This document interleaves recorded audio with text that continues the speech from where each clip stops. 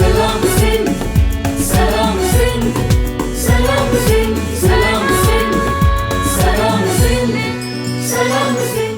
अस्सलाम वालेकुम and ji good morning मुंहिंजे तमामु व्यूअर्स खे कीअं आहियो, ख़ैरियत सां आहियो, ख़ुशि आहियो, ज़िंदगियूं कीअं आहिनि, तबियतूं कीअं आहिनि, छा थी रहियो आहे ज़िंदगी में।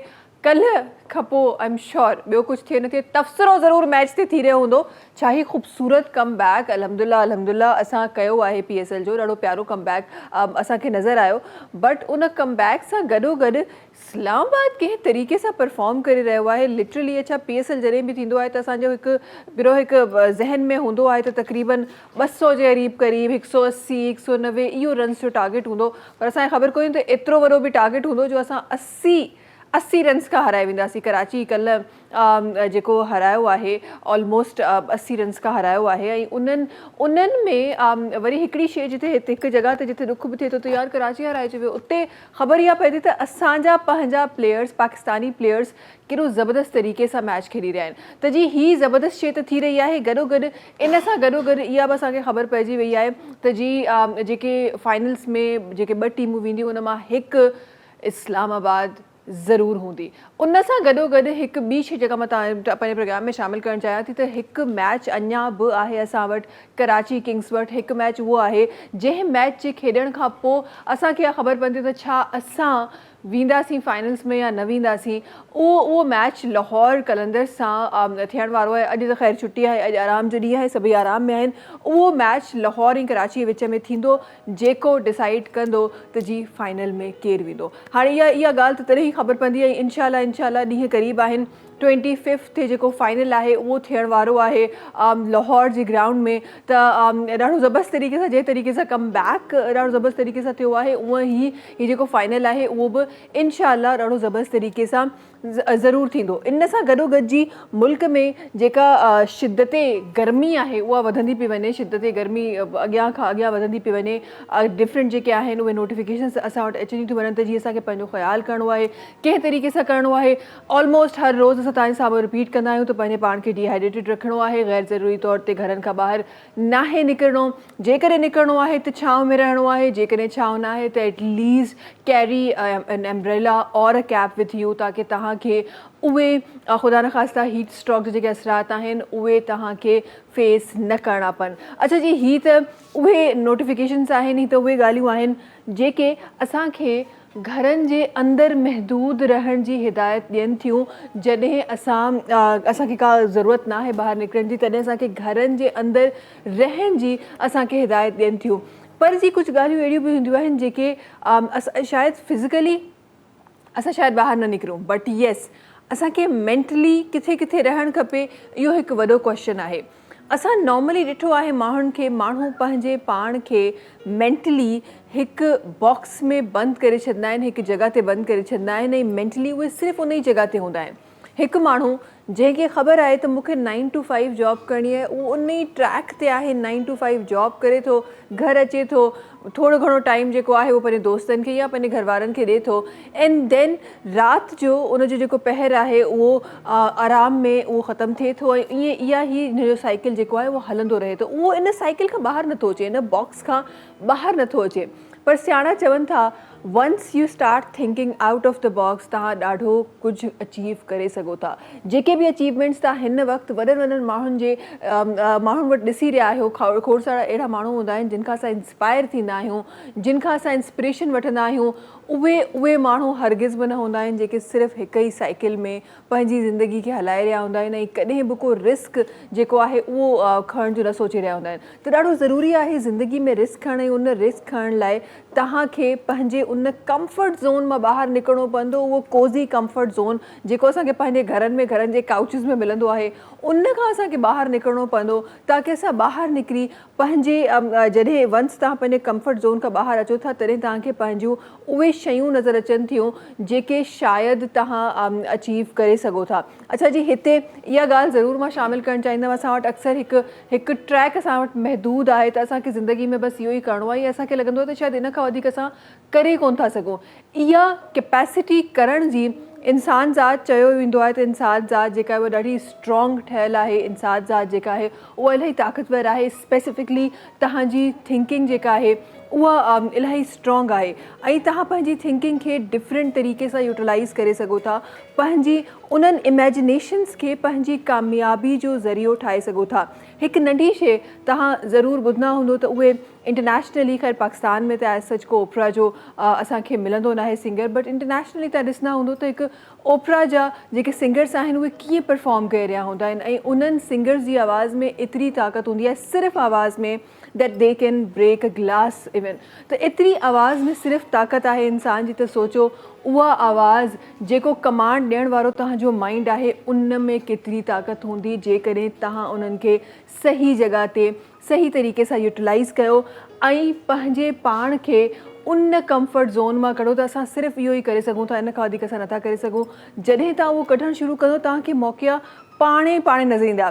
चवंदा आहिनि न त शायदि तव्हां थींदो छा वधि में वधि, तव्हां फेलियर फेस कंदो, पर अगरि फेलियर ज़िंदगी में न हूंदो त ख़बर कीअं पवंदी त ज़िंदगी में कामयाबी बि का शइ आहे। त कामयाबी हासिलु करण जे लाइ ज़रूरी आहे फेलियर खे फेस करण, उनखे फेस करण जे लाइ ऑब्वियसली तव्हांखे पंहिंजे उन ज़ोन मां निकिरणो पवंदो, उन बॉक्स मां निकिरणो पवंदो जंहिं बॉक्स में तव्हां पंहिंजे पाण खे बंदि करे छॾियो आहे, उन ई बॉक्स में तव्हां ज़िंदगी गुज़ारे रहिया आहियो। अच्छा जी, इन टॉपिक ते त इनशाला पंहिंजे प्रोग्राम में बि ॻाल्हि थींदी रहंदी, बिकॉज़ ही उहो टॉपिक आहे जेको आई गेस तव्हांखे ज़िंदगी जे हर क़दम ते कमु ईंदो आहे। ही उहा ॻाल्हि आहे जेका हर ज़िंदगी जो, चाहे उहो नंढो ॿारु हुजे, चाहे वो वॾो ॿारु हुजे, चाहे वो बुज़ुर्ग हुजे, चाहे वो करियर पंहिंजो फॉलो करे रहियो हुजे, पंहिंजो पैशन फॉलो करे रहियो हुजे, या को घर में का हाउस वाइफ हुजे, उन्हनि तमामु माण्हुनि जे लाइ ही उहा शइ आहे जेका शामिलु करण लाइ ज़रूरी आहे ऐं उन्हनि तमामु माण्हुनि जी ज़िंदगी ते एप्लीकेबल बि आहे। इहा हिकु ॾाढी ज़बरदस्त ॻाल्हि आहे। सो अॼु खां वठी इनशाला कोशिशि करणी आहे असांखे त असां पंहिंजे उहो साइकिल जेको असांजो डेली हूंदो आहे उन मां निकिरी असांखे उन्हनि शयुनि जी तरफ़ वञिणो आहे जेके शयूं असांखे कामयाबीअ जी तरफ़ वठी वेंदियूं। ऐं सभिनी खां वॾी ॻाल्हि त असांखे फेलियर खां नाहे ॾिजणो, बिकॉज़ फेलियर ईंदो तॾहिं त अॻियां सक्सेस जी असांखे ख़बर पवंदी। शोभित भाई असां सां गॾु आहिनि। अस्सलाम वालेकुम शोभित भाई, छा हाल आहे? ख़ैरियत सां आहियो? ख़ुशि आहियो? वालेकुम अस्सलाम। सलाम सिंध। तो भाई आप जैसे लोगों के लिए हम खुद जो है वो क्रिकेट जो अपडेट्स हैं वो हम लेकर आते हैं ताकि वो तमाम लोग जो क्रिकेट नहीं देख सकते, भाई हो सकता है ना कभी ऐसा भी हो सकता है कि भाई हम जो है वो बिज़ी हों, हम ना देख सकें, ऐसा हमारे साथ भी होता है अक्सर। और वो टाइम जिस टाइम में पाकिस्तान और मुझे तो मज़ा तब आएगा शोभित भाई कि अब कभी पाकिस्तान और इंडिया का मैच होगा। इस पूरी जो ये जंग की सीरीज़ थी उसके बाद अब जब पाकिस्तान और इंडिया का मैच होगा तो क्या कहानी होगी, ये एक बड़ा सवाल है कि तो वो जो कहानी होगी वो एक्चुअली तमाम मैचेस से कई गुना डिफरेंट होगी। और जो जज़्बातियत की असां सिर्फ़ु ॻाल्हि कंदा हुआसीं जीअं जज़्बातियत जी, त असांजे जॾहिं बि इहे ॿ जेके कंट्रीज़ आहिनि इहे जॾहिं मैच में पंहिंजे आम्हूं साम्हूं ईंदियूं आहिनि त जज़्बात जा जेके लेवल आहिनि उहे कुझु ॿिया हूंदा आहिनि। बट हाणे त उहे एक्चुअली मूंखे लॻे थो असां सभई असां वारा जेके जेतिरा माण्हू आहिनि असां उहे जंग एक्सपीरियंस कई आहे। अल्हम्दुलिल्लाह असां सेफ़ रहियासीं, पर उनखे एटलीस्ट उनखे पंहिंजी ज़िंदगी में असां एक्सपीरियंस कयो आहे त असांजा जेके जज़्बात आहिनि हाणे कई गुना वधीक हूंदा। अच्छा ईशोर भाई, हम तो आपको, आप देखे ना देखे क्रिकेट की अपडेट हम तो आपको पहुंचा देंगे, आप हमारे व्यूअर्स तक क्या पहुंचा रहे हैं? बड़ी ज़बरदस्त नातिया एक कव्वाली है, बहुत खूबसूरत, और ये अफजल साबरी साहब की गाई हुई है। कल मैंने गुस्ताखी की थी उस्ताद मेहदी हसन का गाना और उनकी एक हमत उठाई थी, लेकिन ये वो बहुत बड़े बड़े रिकॉर्ड्स हैं उनके गाए हुए, क्योंकि लेकिन कोशिश मैंने की गाने की, और बारहा गाने के बाद भी वो ठीक नहीं हो सका जैसे उस्ताद ने उसको अदा किया है, जैसे निभाया है, जैसे गाया है। लेकिन ये कव्वाली है तो ये मेरा थोड़ा सा जॉनरा है क्योंकि मेरा अपना एक ग्रुप भी है, तो ये अफजल साहब की बहुत प्यारी कव्वाली है नातिया। हाँ भाई, हमें तो कल भी बड़ा प्यारा लगा था, और आज क्योंकि जॉनरा ही वही है तो मुझे लगता है आज और ज़्यादा प्यार आने वाला है इस पर। ये शोभी भाई चले जी बिस्मिल्लाह करते हैं। हाँ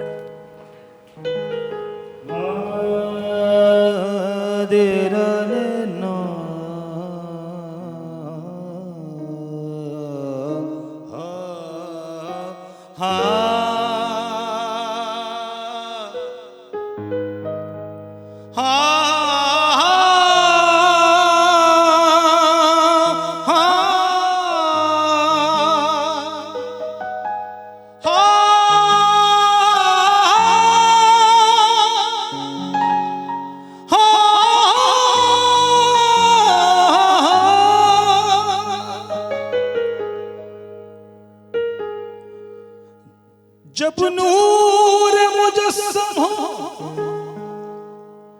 दोनों जहां में।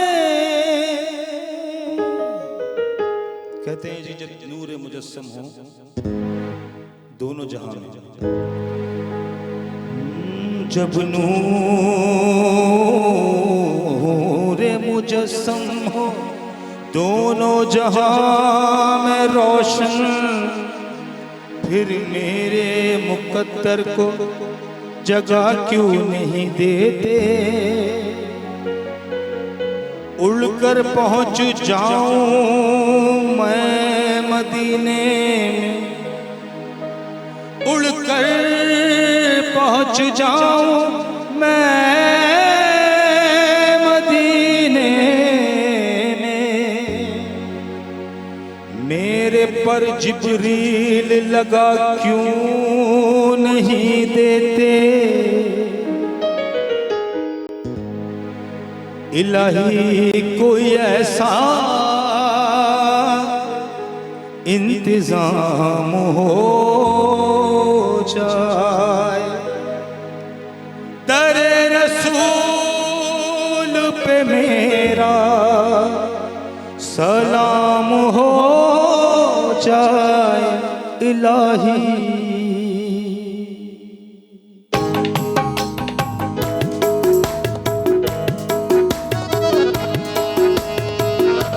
इलाही कोई ऐसा इंतजाम हो जाए, इलाही कोई ऐसा इंतजाम हो जाए। दरे रसूल पे मेरा, दरे रसूल पे मेरा सलाम हो जाए।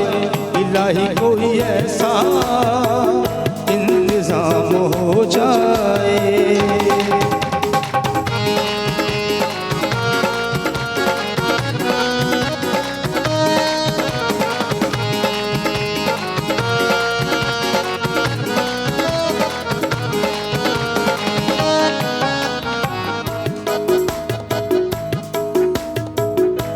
इलाही इससे बढ़कर आरज़ूए दिल नहीं कोई।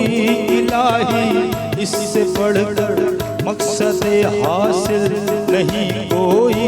इलाही इससे बढ़कर इश्क का हासिल नहीं कोई।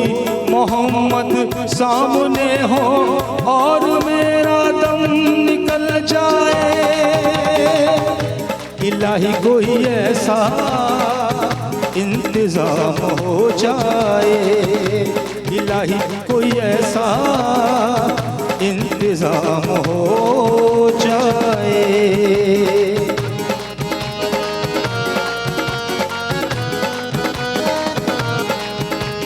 सा सा सा रे रे रे गा गा गा पम कर सा सा सा सा रे रे रे गा गा गा पम कर सा सा सा सा रे रे रे रे गा गा गा पम कर सा। इलाही इलाही इलाही कोई ऐसा इंतजाम हो जाए। करे रसूल पे मेरा, करे रसूल पे मेरा सलाम हो जाए। इलाही कोई ऐसा इंतजाम हो जाए। इलाही कोई ऐसा इंतजाम हो जाए। वाह जी वाह, वाह जी वाह, ज़बरदस्त ज़बरदस्त ज़बरदस्त, माशाल्लाह। बहुत लंबा कलाम है। इसके जो अशार है वो करीबन 8 हैं। ओहो। तो और बीच बीच में गद भी हैं, सब कुछ है। कव्वाली का रंग अगर मैं ये पूरा कलाम पढ़ने लगूंगा तो हमारा पूरा शो ही। हाय, हम तो इस कलाम पे पूरा शो कुर्बान है शो भाई। आप आज हम सुनते रहते हैं, आप सुनाते रहते हैं, हम सुनते रहते हैं। हम कहीं पे कोई ब्रेक नहीं आएगा। अच्छा खैर, अब तो क्योंकि शुरुआत जो है वो बहुत खूबसूरती से हो चुका है, तो जल्दी से एक ब्रेक की तरफ जाते हैं। यहाँ ब्रेक लेना बड़ा ज़रूरी है, त जल्दी सां हिकु ब्रेक जी तरफ़ वञूं था। ऐं ॾाढो ख़ूबसूरत हिकु माहौल आहे जेको अल्हम्दुलिल्लाह मुंहिंजे सेट ते मुंहिंजे शो में जेको आहे उहो समाइजी वियो आहे। ऐं चवण जे लाइ कलाम हो, पर हे मुंहिंजे ख़्याल में खोड़ सारनि दिलनि जी हिकु दुआ बि हुई जेका इंशाअल्लाह ख़ुदा ताला रब ताला ज़रूरु क़बूल करे। जल्दी सां हिकु ब्रेक जी तरफ़ हलूं था। ही ॻाल्हियूं करे ख़तमु कोन थी इन टॉपिक ते जॾहिं बि मां ईंदी आहियां त को ब्रेक कोन लॻंदो आहे, तंहिं करे बजाए इन जे जो असां इन ते मज़ीद ॻाल्हायूं, बिकॉज़ सॼो मूंखे लॻे थो प्रोग्राम असां इन्हनि ॻाल्हियुनि में करे छॾंदासीं। लिटरली मुंहिंजो दिलि चए पियो त अञा इन ते ॻाल्हाइजे, अञा उन ते शयूं कजे, पर जी प्रोग्राम जेको आहे उहो बि करणु ॾाढो ज़रूरी आहे। महिमाननि खे तव्हां सां मिलाइणु ॾाढो ज़रूरी आहे। ऐं उहे तमामु जेके शयूं जेके अॼु असांखे प्रोग्राम में इंशाअल्लाह शामिलु करणियूं आहिनि जेके मुंहिंजे प्यारनि प्यारनि व्यूअर्स जे लाइ फ़ाइदेमंद थी सघनि थियूं, इंशाअल्लाह उहे शामिलु करणु ॾाढो ज़रूरी आहिनि। वक़्तु आहे ब्रेक जो, तव्हां सां मुलाक़ात कयूं था हिन नंढी कमर्शियल ब्रेक खां पोइ। सलाम सिंध सलाम सिंध सलाम सिंध सलाम सिंध सलाम सिंध सलाम सिंध। Welcome back. अच्छा जी प्रोग्राम में ॾाढियूं प्यारियूं प्यारियूं ॻाल्हियूं जेके आहिनि उहे प्रोग्राम शुरू थियण खां पहिरीं असांजी ॻाल्हियूं शुरू थी वेंदियूं आहिनि। असां प्रोग्राम बाद में कंदा आहियूं, ॻाल्हियूं असांजी पहिरीं शुरू थी वेंदियूं आहिनि। पर जी हिकु फॉर्मल जेको रिवायती तारुफ़ आहे उहो प्रोग्राम में रखणु ॾाढो ज़रूरी आहे, त उन जी तरफ़ वञूं था। सभिनी खां पहिरीं असांखे जेका पर्सनैलिटी तशरीफ़ फरमाए आहे जनाब पाण ॾाढो ज़बरदस्त तरीक़े सां खोड़ सारियूं ॾाढियूं ख़ूबसूरत सोशल एक्टिविटीज़ आहिनि जेके जनाब पाण करे रहिया आहिनि। खोड़ सारियुनि जॻहियुनि ते माण्हुनि जी मदद बि करे रहिया आहिनि। काफ़ी स्पेसिफिकली हिननि जो जेको फोकस आहे उहो साफ़ पाणी ते बि आहे हिन वक़्तु। गॾोगॾु असांजे जेका हेल्थ इशूज़ आहिनि उन्हनि ते बि पाण कमु करे रहिया आहिनि। असां गॾु तशरीफ़ रखनि था जनाब मिर्ज़ा इंतख़ाब साहब आहिनि जेके तशरीफ़ रखनि था। अस्सलाम वालेकुम, कीअं हो? ख़ैरियत सां आहियो? ख़ुशि आहियो? तबीयत ठीक है? सबसे पहले तो मैं आपके चैनल का मशकूर हूँ कि आपने मुझे मदऊ किया और मुझे अपना मैसेज कम्युनिकेट करने का मौका दिया। बहुत शुक्रिया, बहुत शुक्रिया। और आप माशाल्लाह से वो कहते हैं ना कि मैं हमेशा इस चीज़ पे बिलीव करती हूँ इंतखाब साहब कि आप चाहे कुछ भी हो, कैसे भी हो, कितना भी नाम है आपका, लेकिन जो आपका काम है ना वो दूसरे को मजबूर कर देता है आपको इज्जत देने का। तो आप माशाल्लाह इतना खूबसूरत काम कर रहे हैं, ये अल्लाह का करम है। माशाल्लाह। अच्छा जी, इते जिथे इंतखाब साहब ॾाढो ख़ूबसूरत सां कमु करे रहिया आहिनि उते हिकु ॿी पर्सनैलिटी अॼु सां गॾु वेठी आहे जेका हिकु वेलफेयर एसोसिएशन बि हलाए रही आहे ऐं गॾोगॾु पॉलिटिक्स में बि जनाब जा एक्सपीरियंस आहिनि। ऐं का अहिड़ी जॻह कोन्हे पाकिस्तान में मुंहिंजे पाकिस्तान प्यारे प्यारे पाकिस्तानियुनि जे लाइ, मुंहिंजे प्यारे प्यारे सिंध वासियुनि जे लाइ खोड़ सारा कम आहिनि जेके करे रहिया आहिनि। औरतुनि ते खोड़ सारो कमु आहे जेको हिननि कयो आहे। इंशाअल्लाह वक़्तन फ़वक़्तन उहो पंहिंजे प्रोग्राम में उनजे बारे में ॻाल्हि रखबी। चेयरमैन आहिनि कायनात वेलफेयर एसोसिएशन जा। असां गॾु नज़ीर अहमद भट्टी साहब आहिनि जेके तशरीफ़ रखनि था। अस्सलाम वालेकुम, कीअं हो? ख़ैरियत सां आहियो? ख़ुशि आहियो? तबियत ठीकु आहे? तमामु ख़ुशि आहियो? तबियत ठीकु आहे माशाल्लाह। तव्हांजो सिंध चैनल ग़रीबनि जी आवाज़ आहे, तव्हांखे सलाम कि तव्हां हिन जा मेज़बान आहियो। वॾी महिरबानी, वॾी महिरबानी तव्हांजी। असांजी त रुॻो आवाज़ आहे, तव्हां त ग़रीबनि लाइ खोड़ सारो कमु कयो पिया भट्टी साहब। सर तव्हां त बसि अलाह ताला असांजे का बि अमल क़बूल करे, बसि तव्हां ई आहियो जेके उजागर कंदा आहियो, माण्हुनि खे अवेयरनेस ॾींदा आहियो। तव्हांजी वॾी हिकिड़ी सोशल ख़िदमात आहिनि जेके मीडिया पर्सन करे सघे थी, उहा असांजो कमु न आहे। तव्हांजी निशानदेही ते असां मुस्तहिक़ीन तक पुॼंदा आहियूं। हा हा हा, अच्छा इहो मूंखे लॻे थो ही जेको हिकु चाहे दुनिया जेका ख़ुदा ताला गोल ठाहे छॾी आहे न इंसान जे लाइ, गोल दुनिया ठाहे छॾी आहे, ईअं ई हर शइ जो हिकु साइकिल ठहियलु आहे। सो हर माण्हू जुड़े थो तॾहिं ई कंहिं जॻह ते वञी असां कामयाबी माणियूं था। अच्छा जी, इंशाअल्लाह प्रोग्राम में गुफ़्तगू हलंदी रहंदी। कॉलर्स असां गॾु आहिनि, जल्दी सां कॉल अटेंड करे था वठूं। जी अस्सलाम वालेकुम। वालेकुम सलाम व रहमतुल्लाहि व बरकातहू। जी केरनि सां सां गॾु? मां हाजिम समीर जद्दू आहे मदीने खां। हा हा, कीअं आहियो? ख़ैरियत सां आहियो? ख़ुशि आहियो? अल्हम्दुलिल्लाह, तव्हां ॿुधायो? अल्हम्दुलिल्लाह बिल्कुलु ठीकु ठाक। मूंखे लॻे थो शोभी भाई जी जेका आवाज़ हुई उहा तव्हांजे दिलि ताईं पहुची वई आहे। हा हा, असां ॿुधोसीं कलाम, हा न, तॾहिं मदीने शरीफ़ मां असां त हितां दुआऊं हिकु मुंहिंजे ख़्याल में कलाम अल्हम्दुलिल्लाह अल्हम्दुलिल्लाह, सुठो कलाम जी। माशाल्लाह माशाल्लाह। तव्हां ख़ैरियत सां आहियो? ख़ुशि आहियो? तबियत ठीकु आहे? अल्हम्दुलिल्लाह, तव्हांजे ख़ैर आहे? अल्हम्दुलिल्लाह अल्हम्दुलिल्लाह बिल्कुलु। असांजो पहिरियों त सिंध खे सलाम हुजे। वालेकुम अस्सलाम। छो जो सिंध असांजी अलाह साईं अहिड़ी कई आहे जो छा ॿुधायां। अलाह साईं मदीनो त मदीनो आहे, पर सिंध असांजी पंहिंजे लाइ सफ़ा सोन आहे। बेशक बेशक बेशक पर बेशक। असां माण्हुनि खे अकुल कोन्हे, पोइ कॾहिं हुजी मारा मारी लॻी पई आहे, ज़ुल्म लॻो पियो आहे, सलाह पियो थो हलाए सभिनी खे। बेशक बेशक बेशक बेशक ईअं ई आहे। ऐं छो हाणे शोभी भाई खे चओ त को ॿियो बि को कलाम ॿुधाए न अहिड़ो। असां पहिरीं फरमाइश करे चुका आहियूं हाजी साहब, फिकर न कयो। असां शोभी भाई खे पहिरीं चई चुका आहियूं त अॼु त तव्हां कलाम ॿुधाईंदो ॿुधाईंदो। हा, ॿियो त राॻींदड़ कोन विहारे अथव न? जी ॿियो त कोन विहारे अथव। अॼु शोभी भाई सब पे भारी आहे। हाँ तो पर शोक भाई खे तो कलाम ॿुधाए महिरबानी करे यार ठीकु आहे ज़रूरु असां दुआ ॿुधाईंदासीं। घुरूं था मदीने पाक में तव्हां जे सभिनी जे हक़ में आमीन इंशाल्लाह इंशाल्लाह इंशाल्लाह अल्लाह ज़रूरु साईं तव्हांखे आबाद रखी अल्लाह साईं तव्हांखे वॾी आबाद महिरबानी कॉल करण जी, पंहिंजो ख़्यालु रखिजो। हाँ जी, त खोड़ सारियूं प्यारी प्यारी ॻाल्हियूं इंशाल्लाह प्रोग्राम में शामिल करणियूं आहिनि। ऐं भट्टी साहिबु तव्हां खां शुरूआत कंदासीं ऐं आई एम श्योर त खोड़ सारियुनि जॻहियुनि ते इहो सुवाल खोड़ दफ़ा थियो हूंदो, पर मां हमेशह चाहींदी आहियां त जेको माण्हू जेको कमु करे थो उनजो हर दफ़े माण्हुनि खे उहो ॾेखारणु ॾाढो ज़रूरी आहे, छो त असां वटि काफ़ी सारा अहिड़ा माण्हू हूंदा आहिनि जिन वटि इहे दिलियूं हूंदियूं आहिनि त उहे चाहींदा आहिनि कमु करणु, पर ख़बर कोन पवंदी आहे त शुरूआति किथां कजे। भट्टी साहिब जी शुरूआति जे बारे में ॻाल्हायूं था ताकी हिन वक़्तु कोई अहिड़ो माण्हू असांखे ॾिसण वारो ॾिसी रहियो आहे जेको सुभाणे जो नज़ीर भट्टी थिए इंशाल्लाह, त उन्हनि ताईं तव्हांजा लफ़्ज़ पहुचाईंदमि। तव्हांजी शुरूआति जे बारे में ॻाल्हाईंदासीं। मैडम जॾहिं तव्हांखे का दर्द महसूसु थींदो, कंहिं शइ जी कमी महसूसु थींदी, एक्चुअली मां ग़रीब घर जो ॿारु आहियां, मां गुरबत खे परेशानियुनि खे क़रीब सां ॾिठो आहे। जॾहिं जवान थियासीं, तालीम मुकमिल कई, अमा गुज़ारे वई, मां दुनिया सॼी सम्झी वियुसि। हिकिड़ो ई कमु आहे मां जेको आख़िरती भलाई आहे, हिन दुनिया में बि भलाई आहे, उहो आहे समाज जी ख़िदमत, समाज जे लाइ आसानी पैदा करणु, समाज जे लाइ अहिड़ो तव्हां किरदारु बणिजी वञो कि तव्हांखे ॾिसी हर माण्हू खे रिलीफ मिले। त इन कोशिशि तां अलाह जी रज़ा सां मां कमु शुरू कयो, बग़ैर रंग नसल हुननि माण्हुनि ताईं मां पहुतो आहियां। अलाह ताला, अच्छा इहा अलाह ताला जी ख़ासि सिलेक्शन आहे जहिड़ा असांखे ख़िदमत जो मौक़ो ॾींदा आहिनि। हीअ अलाह तबारक जो कमु आहे, कंहिंजी मदद करणु, कंहिंजी दादरसी करणु, कंहिंजे दुख दर्द खे ख़ुशीअ में बदलणु, हीअ रब रहमान जो कमु आहे। पर हुन पंहिंजा नाइब मुक़ररु कया आहिनि, असांखे नाइब करे बि अलाह तबारक मुक़ररु कयो। असां पंहिंजी अहमियत खे सम्झूं, न की असां कंहिं शोशा में वञूं। तव्हां पंहिंजो जेको हीउ लोथड़ो साफ़ु कयो, अलाह तबारक तव्हांखे सिलेक्ट करे वठंदो। तव्हां लखनि माण्हुनि जे मथां भारी थी वेंदो, जेको आम माण्हू, जीअं मां आम माण्हू आहियां, मूंखे तव्हां जहिड़ा माण्हू सुञाणनि था, मुंहिंजी का हैसियत न आहे, मुंहिंजे रब करीम तव्हांखे चयो आहे।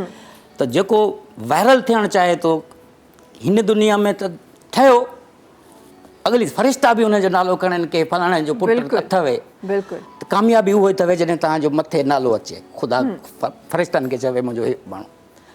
उहो आहे जॾहिं तव्हां बेवस मजबूर शख़्स जे गॾु हुनजी मजबूरी दर्द सम्झी बीह रहंदो, पोइ तव्हां अलाह सां गॾु बीठा आहियो, अलाह ते अहसान था करियो, पोइ तव्हांखे पाणी उहो हर शइ डिलीवर कंदो आहे।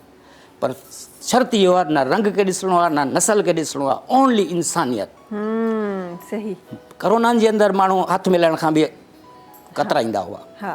माण्हुनि खे ॻलियल सड़ियल खे जेके रत पी बीहंदो आहे त उहो माण्हू शकी थींदा आहिनि। कीड़ा लॻल माण्हू खे केरु वेंदो, पुटु औलाद छॾे विया। मां चयो न नज़ीर, इहा बीमारी तोखे बि कुन फया कुन, वो चाहे त मिंट में लॻी सघे थी। हे त बाबा हिननि खे रेस्क्यू कर जेको सभु माण्हू हिन खे छॾे विया आहिनि। मूं त कीअं पहुती, हुन माण्हू अलाह खे फ़रियाद कई, मुंहिंजी मदद कर, अहिड़ो माण्हू मोकिल जेको मुंहिंजी मदद करे। अलाह तबारक ही उनखे ॿुधायो कि नज़ीर भट्टी तूं हिन जो कमु कर। मूंखां पहिरियां उहो परमिशन वठी आयो, हुन परमिशन वारे एड्रेस ॾिनो, फलाणे माण्हू वटि वञ। बिल्कुलु बिल्कुलु। त हीअ ड्यूटी मूंखे अता कई हुन। मां वरी हिते जे करे पंहिंजे आहियां छा मिट्टी जो हिकिड़ो आम गुनहगार इंसान, बिस्मिल्लाह करे नबी जी उम्मत खे मां रेस्क्यू करायो आहे। मां 4 ॾींहं बि न सुम्हां, का फ़र्क़ु नथो पए मूंखे। 4 अलाह जी रज़ा जे लाइ त हिकु अधु कलाकु सुम्हो, तव्हांजी सॼी एनर्जी बराबरि। बिल्कुलु। करोना जे अंदरि मां रेस्क्यू बि कयो आहे, गले बि लॻायो आहे, हाल वाल बि हुन खां पुछिया आहिनि। जेके माण्हू दरवाज़ो मां राशन पुॼाइण विया, निशानदेही करण वारो दरवाज़ो वॼाए भॼी उते वञी बीठो। छा आहे बाबा, तूं बि भॼ भॼ भॼ भॼ, हे करोना। मां चयो हे उॾरी भला चिंबड़ंदी छा? मां चयो बाबा हेॾे अच, छा मां साईं चई हिकिड़ो मां त आहियां ई आहियां, मूंखे पार्क में बंदि करे विया आहिनि। बाक़ी मुंहिंजे अंदरि फैमिली आहे, हुनखे केरु रेस्क्यू नथो करे, केरु अचे ई कोन थो। पार्क ते बि ॿाहिरि तालो हणी छॾियो अथनि, हिनखे बचायो।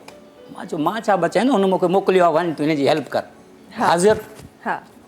मां पंहिंजा रिसोर्स इस्तेमालु कया तव्हां जहिड़े दोस्तनि जे, मां हुनखे रेस्क्यू करायो। उन्हनि जी दादरसी जेकी अलाह तबारक उन्हनि जे लाइ अमानत मोकिली, मां उन्हनि खे उहा पुॼाई। सही। नज़ीर साहिबु, हिकिड़ी ॻाल्हि तव्हां पंहिंजी ॻाल्हियुनि में हिकु ॾाढी ख़ूबसूरत ॻाल्हि कई, जंहिंखे मां सेकेंड करणु चाहियां थी, अॻियां वधाइणु चाहियां थी। तव्हां हिकु ॾाढी प्यारी ॻाल्हि कई त ख़ुदा ताला मूंखे उन ॾांहुं मोकिलियो ऐं हुन ख़ुदा ताला खां फ़रियाद कई। इहो अमल ख़बर न आहे छो मूंखे ईअं लॻे थो त असांजे विच मां इहो अमल जेको आहे न उहो किथे ग़ाइबु थींदो पियो वञे। हालांकि चवण जे लाइ असांखे ईमान पूरो आहे, असांजो ईमान पुख़्तो आहे ऐं जिथे बि कलमो जिथे बि वठियो थो वञे उते असां सभु हिकु साथ ई आहियूं, सॼो नज़र थो अचे ईमान हिकु में तव्हांजी ॻाल्हि खे सेकेंड कंदुमि जी ईमान जी कमज़ोरी आहे, दीन खां दूरी आहे। असां 5 मिंट जे लाइ तस्लीम कंदा आहियूं अलाह अलाह अलाह, जॾहिं हुते वेंदा आहियूं तकलीफ़ खां ॿाहिरि निकिरा आहिनि त तौबा अस्तग़फिरुल्लाह। 1400 साल पहिरियां मुनाफ़िक़ कोन हुया, मुनकिर कोन, अॼु बि मौजूदु आहिनि, क़ुर करीम में वाज़िह आहे। तव्हां नेचर पहिरियां लोथड़े खे साफ़ु कयो, हा ख़ुदा त इहो बीठो न तव्हां सां साम्हूं ॻाल्हाए थो पियो। हा जेकॾहिं हे साफ़ न आहे त ख़ुदा अलाए 7 आसमाननि खां बि आहे किथे, कंहिंखे ख़बर ई न आहे। पर मां थो चवां ख़ुदा मूंसां हाणे बि राब्ते में आहे। असां चवंदा दुआ कबूल करना, अरे मेरे भाई दुआ कबूल हो चुकी है, उसका शुक्र अदा कर, या अल्लाह तूने मेरी ये दुआ कबूल कर ली, क्योंकि वो किसी की दुआ जो है रद्द नहीं करता कोई भी। कुछ इधर अता करते हैं जो हमारे लिए बेहतरी है, बकाया वहाँ मिलेंगे। बेशक, जब दुआ आपकी वो रद्द नहीं करता तो किसने कहा कि वो दे दिया उस करीम ने, ये आपका ईमान होना चाहिए कि अल्लाह तेरा शुक्र है तूने ये अता कर दिया, मेरे वालिदैन की बख्शिश कर दी, उम्मत मुसलमा की तूने बख्शिश कर दी, या मेरे उन मुस्तहकीन बहन भाइयों का तूने मुझे वसीला बनाया, या अल्लाह नैब खिदमत तेरा एहसान है, तेरे रहम व करम से तो मैंने ये काम किया, तेरा रहम करम ना होता तो मैं कर नहीं सकता था। जब आप सिलेंडर हो जाएंगे ला हौला वला कुव्वता इल्ला बिल्ला, जो भी मैं नेकी का अमल करता हूँ, जो भी तौफीक देते हो, ये आपका रहम है मेरे प्यारे हबीब। इहा त हक़ीक़त आहे न, इहो त हिकु पोइ तव्हांखे अल्लाह शुक्र जो तबारक अंदाज़ आहे जेका तव्हां ॻाल्हि करे ड्यूटी रहिया खां बसि ड्यूटी ॾींदो वेंदो, पोइ काउंसलर बणाईंदो, नाज़िम बणाईंदो, MPA बणाईंदो, MNA बणाईंदो, पोइ वधाईंदो वेंदो तव्हांजो उहिदो। बिल्कुलु, ऐं ही इहो अल्लाह तबारक इहो जो। त ख़ुदा ताला पाण फरमाए छॾियो आहे न त तव्हां अगरि शुक्र अदा कयो था त मां वधीक, इहो त हिकु मल्टीप्लिकेशन जो हिकु वे ऑफ थिंग्स मल्टीप्लाई करण जो आहे जेको असांखे ॿुधायो वियो आहे। ऐं अगरि असां इहो करणु स्टार्ट करे छॾियूं त एक्चुअली उहे शयूं नज़र बि ईंदियूं आहिनि असांखे, असांजे पंहिंजी ज़िंदगी में उहे शयूं नज़र बि ईंदियूं आहिनि। ऐं वरी केॾी कमाल जी ॻाल्हि आहे त जॾहिं उहे शयूं तव्हांखे मिलणु शुरू थींदियूं आहिनि तॾहिं उन्हनि शयुनि सां तव्हांजी दिलचस्पी कोन रहंदी आहे, पोइ तव्हांजो सिर्फ़ु उहो राब्तो जेको तव्हांजो हिकु कनेक्शन जेको आहे उहो स्ट्रॉन्ग थी वेंदो आहे, तव्हांजो सिर्फ़ु उन ते दिलचस्पी हूंदी आहे। अच्छा, इंतिखाब साहब असां सां गॾु तशरीफ़ फरमाइनि ऐं पाण बि खोड़ सारनि सोशल एक्टिविटीज़ में पाण मशगूल रहंदा आहिनि। खोड़ सारा अहिड़ा माण्हू आहिनि जेके हिननि जे तवसुल सां, हिननि जी जेके महिनतूं आहिनि, हिननि जेके कोशिशूं आहिनि, उन्हनि सां हिननि खे खोड़ सारनि माण्हुनि खे फ़ाइदो बि थियो आहे। इंतिखाब साहब तव्हांजी तरफ़ अचणु चाहींदमि ऐं ज़रूरु ॼाणणु चाहींदमि वो 90s वाला टाइम, वो जो पहला कदम सोचा कि जी कुछ करना है ज़िंदगी का, ज़रा उसके हवाले से चाहती हूँ कि प्रोग्राम में कुछ अल्फाज शामिल हो। देखिए, मैंने जो 93 में मेरी अपनी जो मैंने NGO बनाई थी वो 93 में बनाई थी, और उस वक्त इस शहर कराची में 1000 भी NGOs नहीं होती थी हाँ जब मैंने काम शुरू किया। और आपको पता है कि उस वक्त ना सोशल मीडिया होता था, ना इतना इलेक्ट्रॉनिक मीडिया होता था, सिर्फ प्रिंट मीडिया होता था या एक PTV होता था। तो आपको अंदाज़ा है कि उस वक्त हमें मैसेज कम्युनिकेट करने में कितनी मुश्किलात होती थी, ठीक है। और हमने जब काम शुरू किया तो ओझा TB सैनिटोरियम से शुरू किया था, जहाँ पर TB और MDR के पेशेंट होते थे। अच्छा, लोग उस वक्त जाते हुए डरते थे कि TB लग जाएगी, क्योंकि उस वक्त TB का इलाज नहीं था। 93 की बात बता रहा हूँ मैं आपको। अच्छा, और ना उनके पास इतना बजट होता था, ना फेडरल गवर्नमेंट का, ना सिंध गवर्नमेंट का, ना ज़कात फंड होता था इतना कि वो मेडिसिन वगैरह प्रोवाइड कर सकें पेशेंट को। तो हमारी जैसी बहुत सारे लोग अल्हम्दुलिल्लाह, हम भी जाते थे तो अपने साथ कुछ फिलंथ्रोपिस्ट को लेके जाते थे। वो वहाँ जाके जनाब अल्लाह जो भी उनके मेडिसिन की नीड होती थी वो अल्हम्दुलिल्लाह देते थे। इस शहर कराची के बहुत सारे रिनोन नाम है जो मैं आपको ले सकता हूँ, जो मेरे साथ जाते रहे हैं, और वहाँ मेडिसिन देते थे। वहाँ से मेरी जर्नी शुरू हुई, और अल्हम्दुलिल्लाह उसके बाद से हमने फिर जो काम शुरू किया, क्योंकि मेरा ब्रेक नहीं आया, वो फिर चलता गया वो काम, अल्हम्दुलिल्लाह ये समझ लीजिए कि मेरा जो ब्रॉटअप था ना वो भी मलीर जैसे इलाके से था। तो मैं जानता था कि जनाब क्या नाम है, प्रिस्क्रिप्शन तो मिल जाती थी सरकारी अस्पतालों में भी, लेकिन मेडिसिन नहीं मिलती थी। अच्छा, इस पे ज़रूर आएंगे कि मेडिसिन फिर वो जो जज्बा था वो कैसे हुआ और पेशेंट्स तक कैसे गया, इंशाल्लाह उसके हवाले से भी बात करेंगे। कॉलर से गडन जल्दी सा कॉल अटेंड करे था। जी अस्सलाम वालेकुम। वालेकुम अस्सलाम जी, केरन सा सगद अदी पिनियल भुटो आला का भुट्टो साहब कीअं हो, ख़ैरियत सां हो, ख़ुशि आहियो? अल्लाह अल्लाह जा लख करोड़ एहसान आहिनि। हालात ठीकु आहे? हा, तव्हां ख़ुशि आहियो? ख़ैर आहे? अल्हम्दुलिल्लाह अल्हम्दुलिल्लाह, बिल्कुलु ठीकु ठाक। प्रोग्राम ॾिसो पिया? हा, प्रोग्राम शुरूआत खां वठी माशाअल्लाह। अॼु शोबी भाई बिस्मिल्लाह करे ॾाढी सुठे कलाम सां बिस्मिल्लाह शुरूआत कई आहे। अॼु प्रोग्राम शोबी भाई जो थी वियो आहे, मूंखे लॻे थो।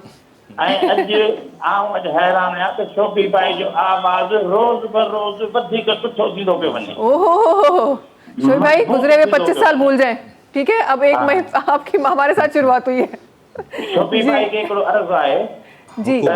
शोबी भाई, मसूद राना ने एक गाना गाया था फिल्म हमराही के लिए, करम की एक नजर हम पर खुदाया क्या बात है। या रसूलल्लाह। वाह वाह वाह, क्या बात है, बेशक, बिल्कुल जी। बिल्कुल गाया है।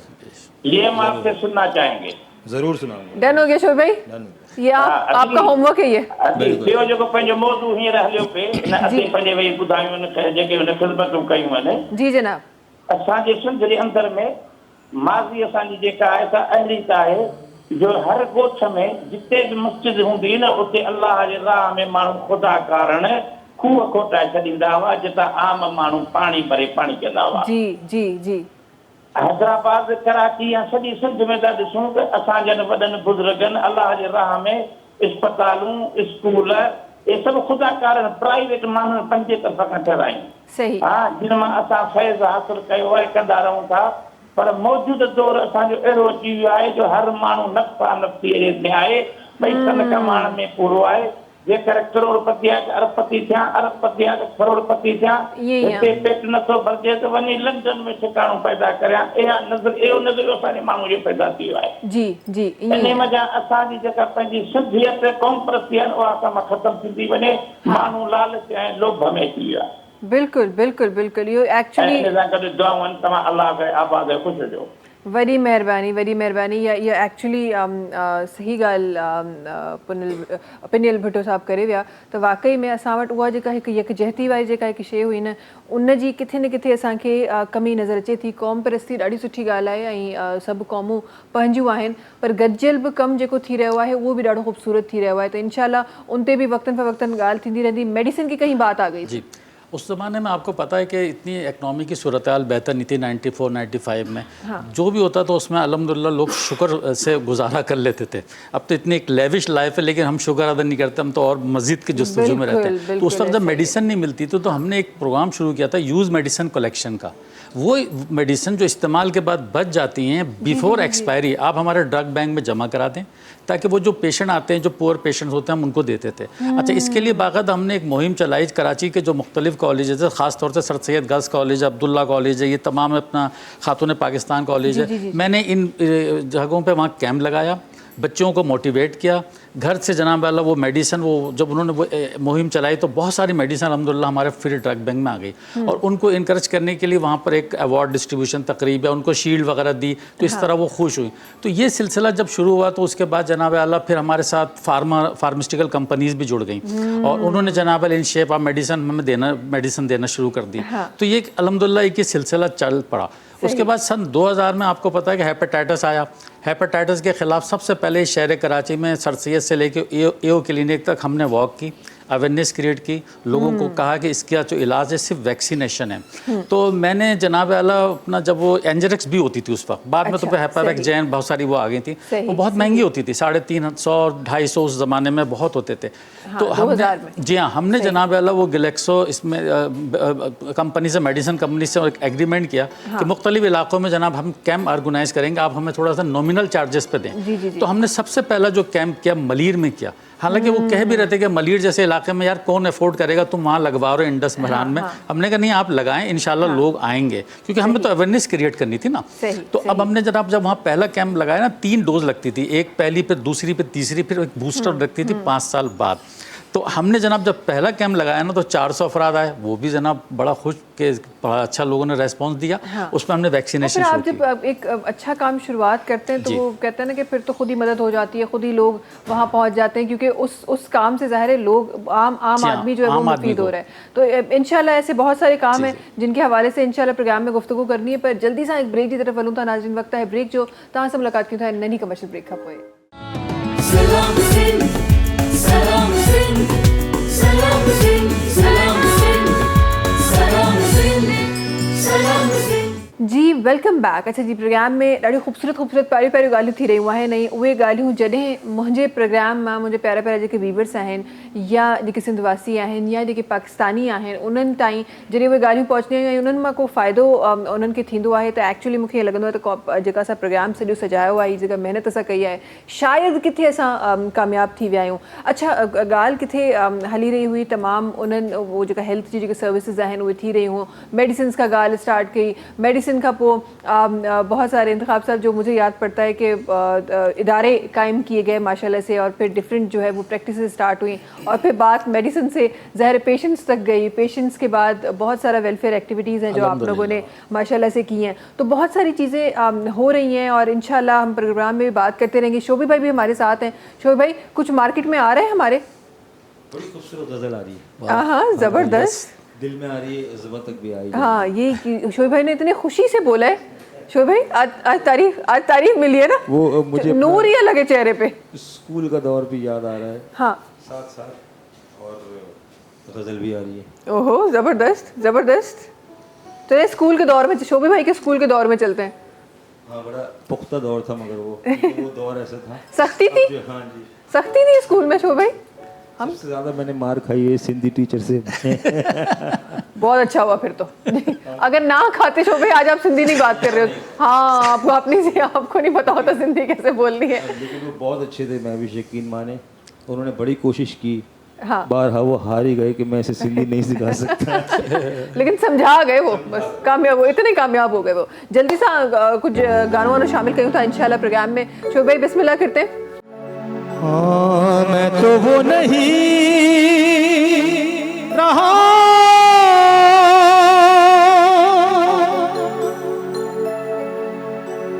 मैं तो वो नहीं रहा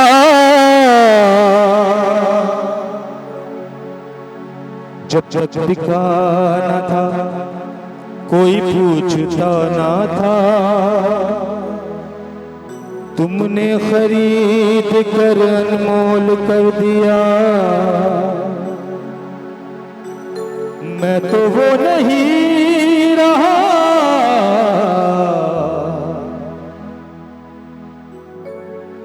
मैं तो वो नहीं रहा।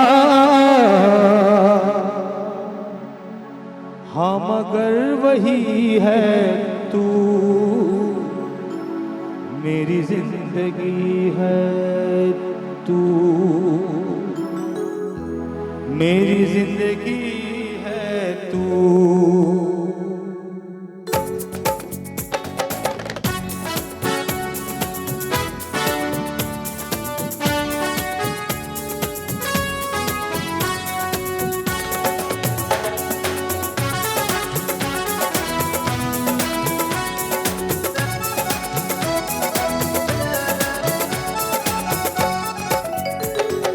गम है या खुशी है तू, मेरी जिंदगी है तू, मेरी जिंदगी है तू। गम है या खुशी है तू, मेरी जिंदगी है तू, मेरी जिंदगी है तू।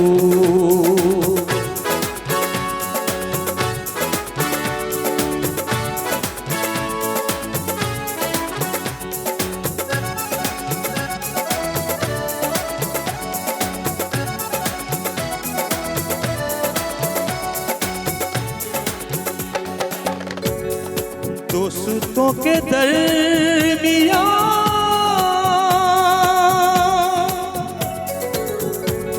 पेशानी हयात में कुछ ऐसे पल पड़े, हंसने को जी जो चाह तो आंसू निकल पड़े। दोस्तों के दरमियां, दोस्तों के दरमियां वजह दोस्ती है तू, मेरी जिंदगी है तू, मेरी जिंदगी है तू। गम है या खुशी है तू, मेरी जिंदगी है तू, मेरी जिंदगी है तू।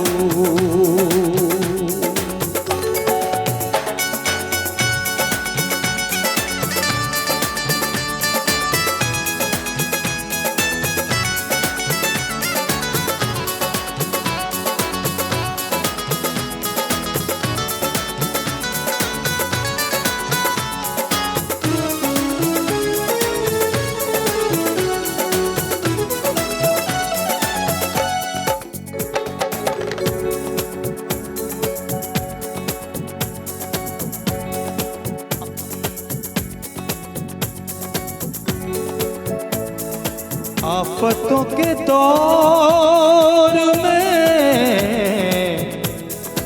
आफतों के दौर में, आफतों के दौर में,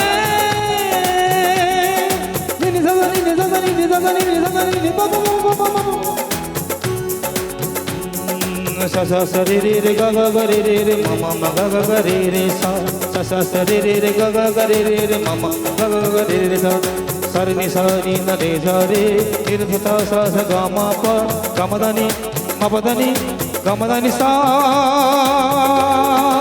आफतों के दौर में,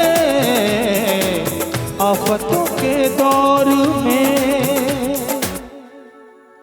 चैन की घड़ी है तू, मेरी जिंदगी है तू, मेरी जिंदगी है तू, गम है या खुशी है तू, मेरी जिंदगी है तू, मेरी जिंदगी है तू, मेरी जिंदगी है तू, मेरी जिंदगी है तू, मेरी जिंदगी है तू, मेरी जिंदगी है तू। जबरदस्त जबरदस्त जबरदस्त जबरदस्त। शुभे मैं सोच रही हूँ स्कूल में किसको देख के आप ये सोचते होंगे ये गाना, मैं तो इस सोच में गायब थी। नहीं, ये ऐसा नहीं है। ज़ाहिर है मैं भी एक टीन एज में था, मैं लड़का था, मैं कोई ऐसा ही थोड़ी था। हाँ। तो आजकल के बच्चों का तो कसूर ही नहीं है, ये हमारे जो लोग अभी के जो हमारे बच्चे हैं हम कहते हैं वो खराब है। हालांकि किस्सा तो यहाँ से शुरू हुआ था उस यार। वक्त तो दूर दूर से देखते थे यार भाई, उस वक्त तो दूर दूर से देखते थे। तो अब वसाइल ज्यादा है ना हमारे पास, बस इतना ही वसाइल नहीं थे। काम तो वही है, बस वसाइल ज्यादा हो गया हमारे पास, तो हमारी जो चीजें वायरल जल्दी हो जाती है। सर पता है क्या, अब ऐसा होता है जो भी आता है, उस्ताद जी फलाने ये, मैंने कहा भाई मैं क्या तारीख से निकला हुआ एक मुजस्मा हूँ। मुजस्मा हूँ, बिल्कुल बिल्कुल ऐसा ही है। मैंने ये कह दिया, अब मैं बहुत चिढ़ गया एक दिन, तो मैं बहुत चिढ़ गया, जो भी आ रहा है मुझसे बड़ा भी है छोटा भी है, उस्ताद जी मैं सबके सर पे हाथ रख रहा हूँ, ठीक, ये भी अल्लाह की इज्जत होती है वैसे, लेकिन मैं एक दिन चिढ़ गया। मैंने कहा ये क्या बात हुई, मैं इतना तैयार होकर भी आ रहा हूँ सब कुछ, कोई तो मुझे बोले आप मेरे बराबर हैं। हाँ, तो मैंने कहा भाई मैं क्या मोहिंजोदाड़ो में पैदा हुआ था। हाँ, तो कह रहे नहीं शुई भाई आप तो बुरा मान गए। मैंने कहा यार देखें, जो बड़े भी हैं वो भी उस्ताद, जो छोटे भी हैं वो भी उस्ताद, ठीक है बिल्कुल, बहुत ज़बरदस्त रिस्पेक्टफुल एक हाँ जी जॉब है। लेकिन ये है कि कभी कभी आदमी बहुत तैयार होके आता है, बड़ा खुश होके आता है, अपने आप को देख के आता है, हाँ जी भी तो मैं जवान हूँ।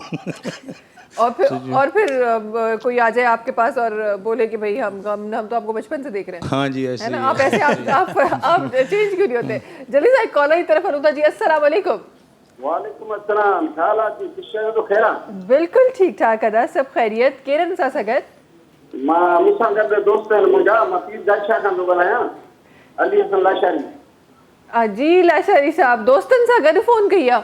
हाँ दोस्त सबनी के अस्सलाम वालेकुम। तां के सलाम दे जी, तां पे पियो तां के सलाम दे मुखे जी जी जी जी हाँ मजे दोस्तन सा गड बैठा हूं गाजी शाह के तां पे पियो गाजी। ओ अच्छा अच्छा अच्छा, चाहे पिया पियो, जबरदस्त जबरदस्त। पोइ त सुबुह जो पहिर ॾाढो ख़ूबसूरत हूंदो, चांहि जो कप हूंदो, साम्हूं असांजो शो हूंदो। जबरदस्त जबरदस्त जबरदस्त। असां होटल ते वेठा आहियूं, तव्हांजी प्रोग्राम ॾिसंदा आहियूं, फोन बि कंदा आहियूं, पाण ख़बर अथव। जी जी जी बिल्कुल बिल्कुल, वॾी महिरबानी। फोन असांजे दोस्तनि जी फरमाइश आहे मुनवर जमाली पीर गाजी शाह ऐं मीर ज़फरुल्लाह खान जमाली पीर गाजी शाह खां। जी जी ऐं अॻे शोकू खे चवंदा त असांखे कवाली वारी हिकिड़ो ॿुधाई कवाली शो भाई। आज मुझे लग रहा है मैं हम शो में है ही नहीं, आज सब शोभे भाई के पास कॉल्स आ रही है। शोभे क्या हो रहा है जिंदगी में ये? बस हम जी जरूर लाशारी साहब लाशारी साहब कवाली हम जरूर सुनाएंगे। ताजदार हरम कवाली संग बिल्कुल जबरदस्त जबरदस्त। इंशाल्लाह इंशाल्लाह जरूर ॿुधाईंदासीं। प्रोग्राम ये ॾिसंदा रहो। हिकु ॿियो कप चांहि जो असांजी तरफ़ां पी छॾियो, बड़ी महिरबानी तव्हांजी। अच्छा जल्दी सां कुझु ॻाल्हियूं ॾाढी प्यारियूं प्यारियूं मूंखे शामिल करणियूं आहिनि। जल्दी सां कुझु कम वारियूं ॻाल्हियूं बि आहिनि जेके इंशाल्लाह असांखे प्रोग्राम में शामिल करणियूं आहिनि। ऐं कुझु उहे शयूं आहिनि जेके एक्चुअली जेको कमु थींदो आहे असांखे सिर्फ़ु शायदि उहो कमु नज़र ईंदो आहे, पर हुनजे पोयां केतिरे वक़्त ताईं केतिरी महिनत हूंदी आहे, इहो हिकु सवालु हूंदो आहे जंहिं ते केरु बि गौर कोन कंदो आहे। बट हीअ सभु तव्हांजी तरफ़ अचणु चाहींदमि ऐं ज़रूरु इहो ॼाणणु चाहींदमि, ॾिसो असां वटि खोड़ सारा तव्हां जहिड़ा माण्हू आहिनि, इंतिखाब साहब जहिड़ा माण्हू आहिनि जेके माण्हुनि जे लाइ डिफरेंट सेक्टर्स में वञी कमु कनि पिया, चाहे उहो हेल्थ हुजे, एजुकेशन हुजे, वोकेशनल ट्रेनिंग्स हुजनि, गुरबत जो ख़ात्मो हुजे, थी रहियो आहे। बट एतिरनि हद ताईं कमु करण खां पोइ बि अॼु बि मूंखे मुआशिरे में जेको नज़र अचे थो, अॼु बि गुरबत क़ाइमु आहे, अॼु बि असांखे उहा गुरबत नज़र अचे थी, माण्हुनि जा मसइला नज़र अचनि था। गुरबत खे ख़तमु कीअं कजे, इहे जेके तकलीफ़ूं आहिनि माण्हुनि जूं, इन्हनि खे कीअं कवर कजे? अॼु तव्हां ॾाढो सुहिणो बहितरीनु सवालु कयो आहे। मां डीपली मुस्तहिक़ीन ॾे वञी चेक करे ॾिसंदो आहियां, जेके असुलु मुस्तहिक़ीन हूंदो आहे, मां हुननि जो दर्द महसूसु कयो आहे। ओवरऑल मां सिंध, कराची, पाकिस्तान जे अंदरि ॾिठो आहे,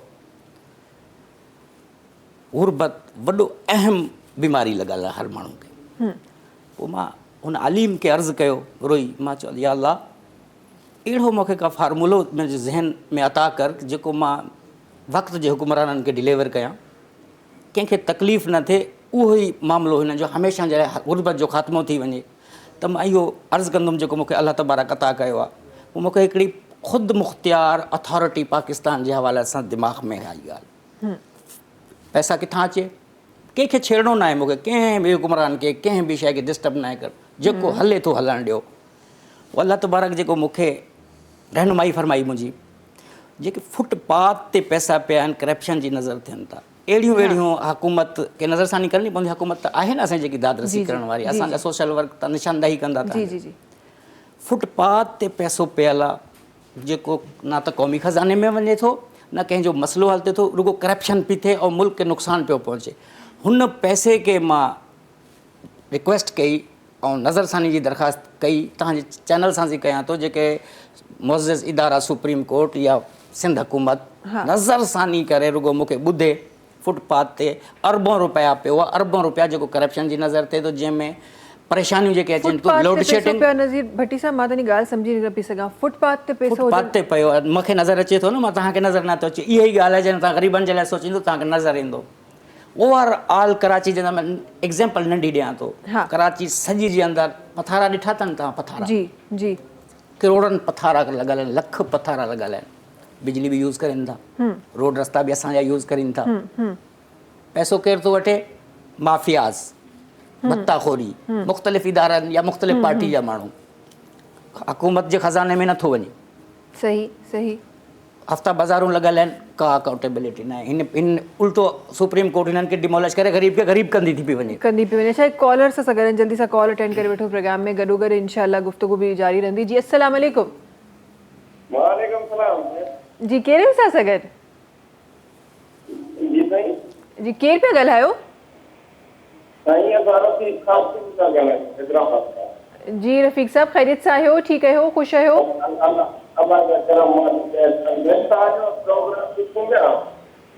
माशाल्लाह। जी वॾी महिरबानी। का ॻाल्हि अॼोके प्रोग्राम जे हवाले सां करणु चाहींदो?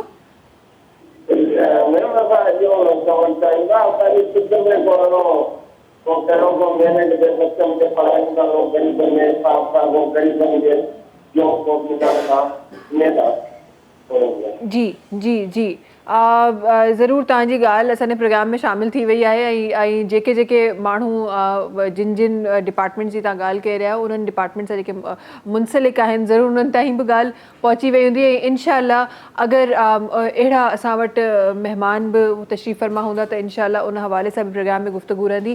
गॾो गॾु कुझु ॿियूं पंहिंजे महिमाननि सां बि गुफ़्तगू करणियूं आहिनि, पर उनखां पहिरीं जल्दी सां वठिणो आहे हिकु शॉर्ट कमर्शियल ब्रेक। नाज़रीन, तव्हां सां मुलाक़ात कयूं था नंढी कमर्शियल ब्रेक खां पोइ। सलाम सिंध, सलाम सिंध, सलाम सिंध, सलाम सिंध, सलाम सिंध, सलाम सिंध। जी वेलकम बैक। अच्छा जी, खोड़ सारियूं ॻाल्हियूं प्रोग्राम में शामिल थी रहियूं आहिनि, पर स्पेसिफिकली जॾहिं बि सोशल एक्टिविटीज़ जी ॻाल्हि थींदी आहे त असांजा ॾाढा प्यारा माण्हू ॾाढो ख़ूबसूरत कमु करे रहिया आहिनि। औरतुनि जे लाइ बि खोड़ सारी शयूं आहिनि जेके थी रहियूं आहिनि। कुछ वुमेन एम्पावरमेंट पे भी काम हो रहा है इंतखाब साहब?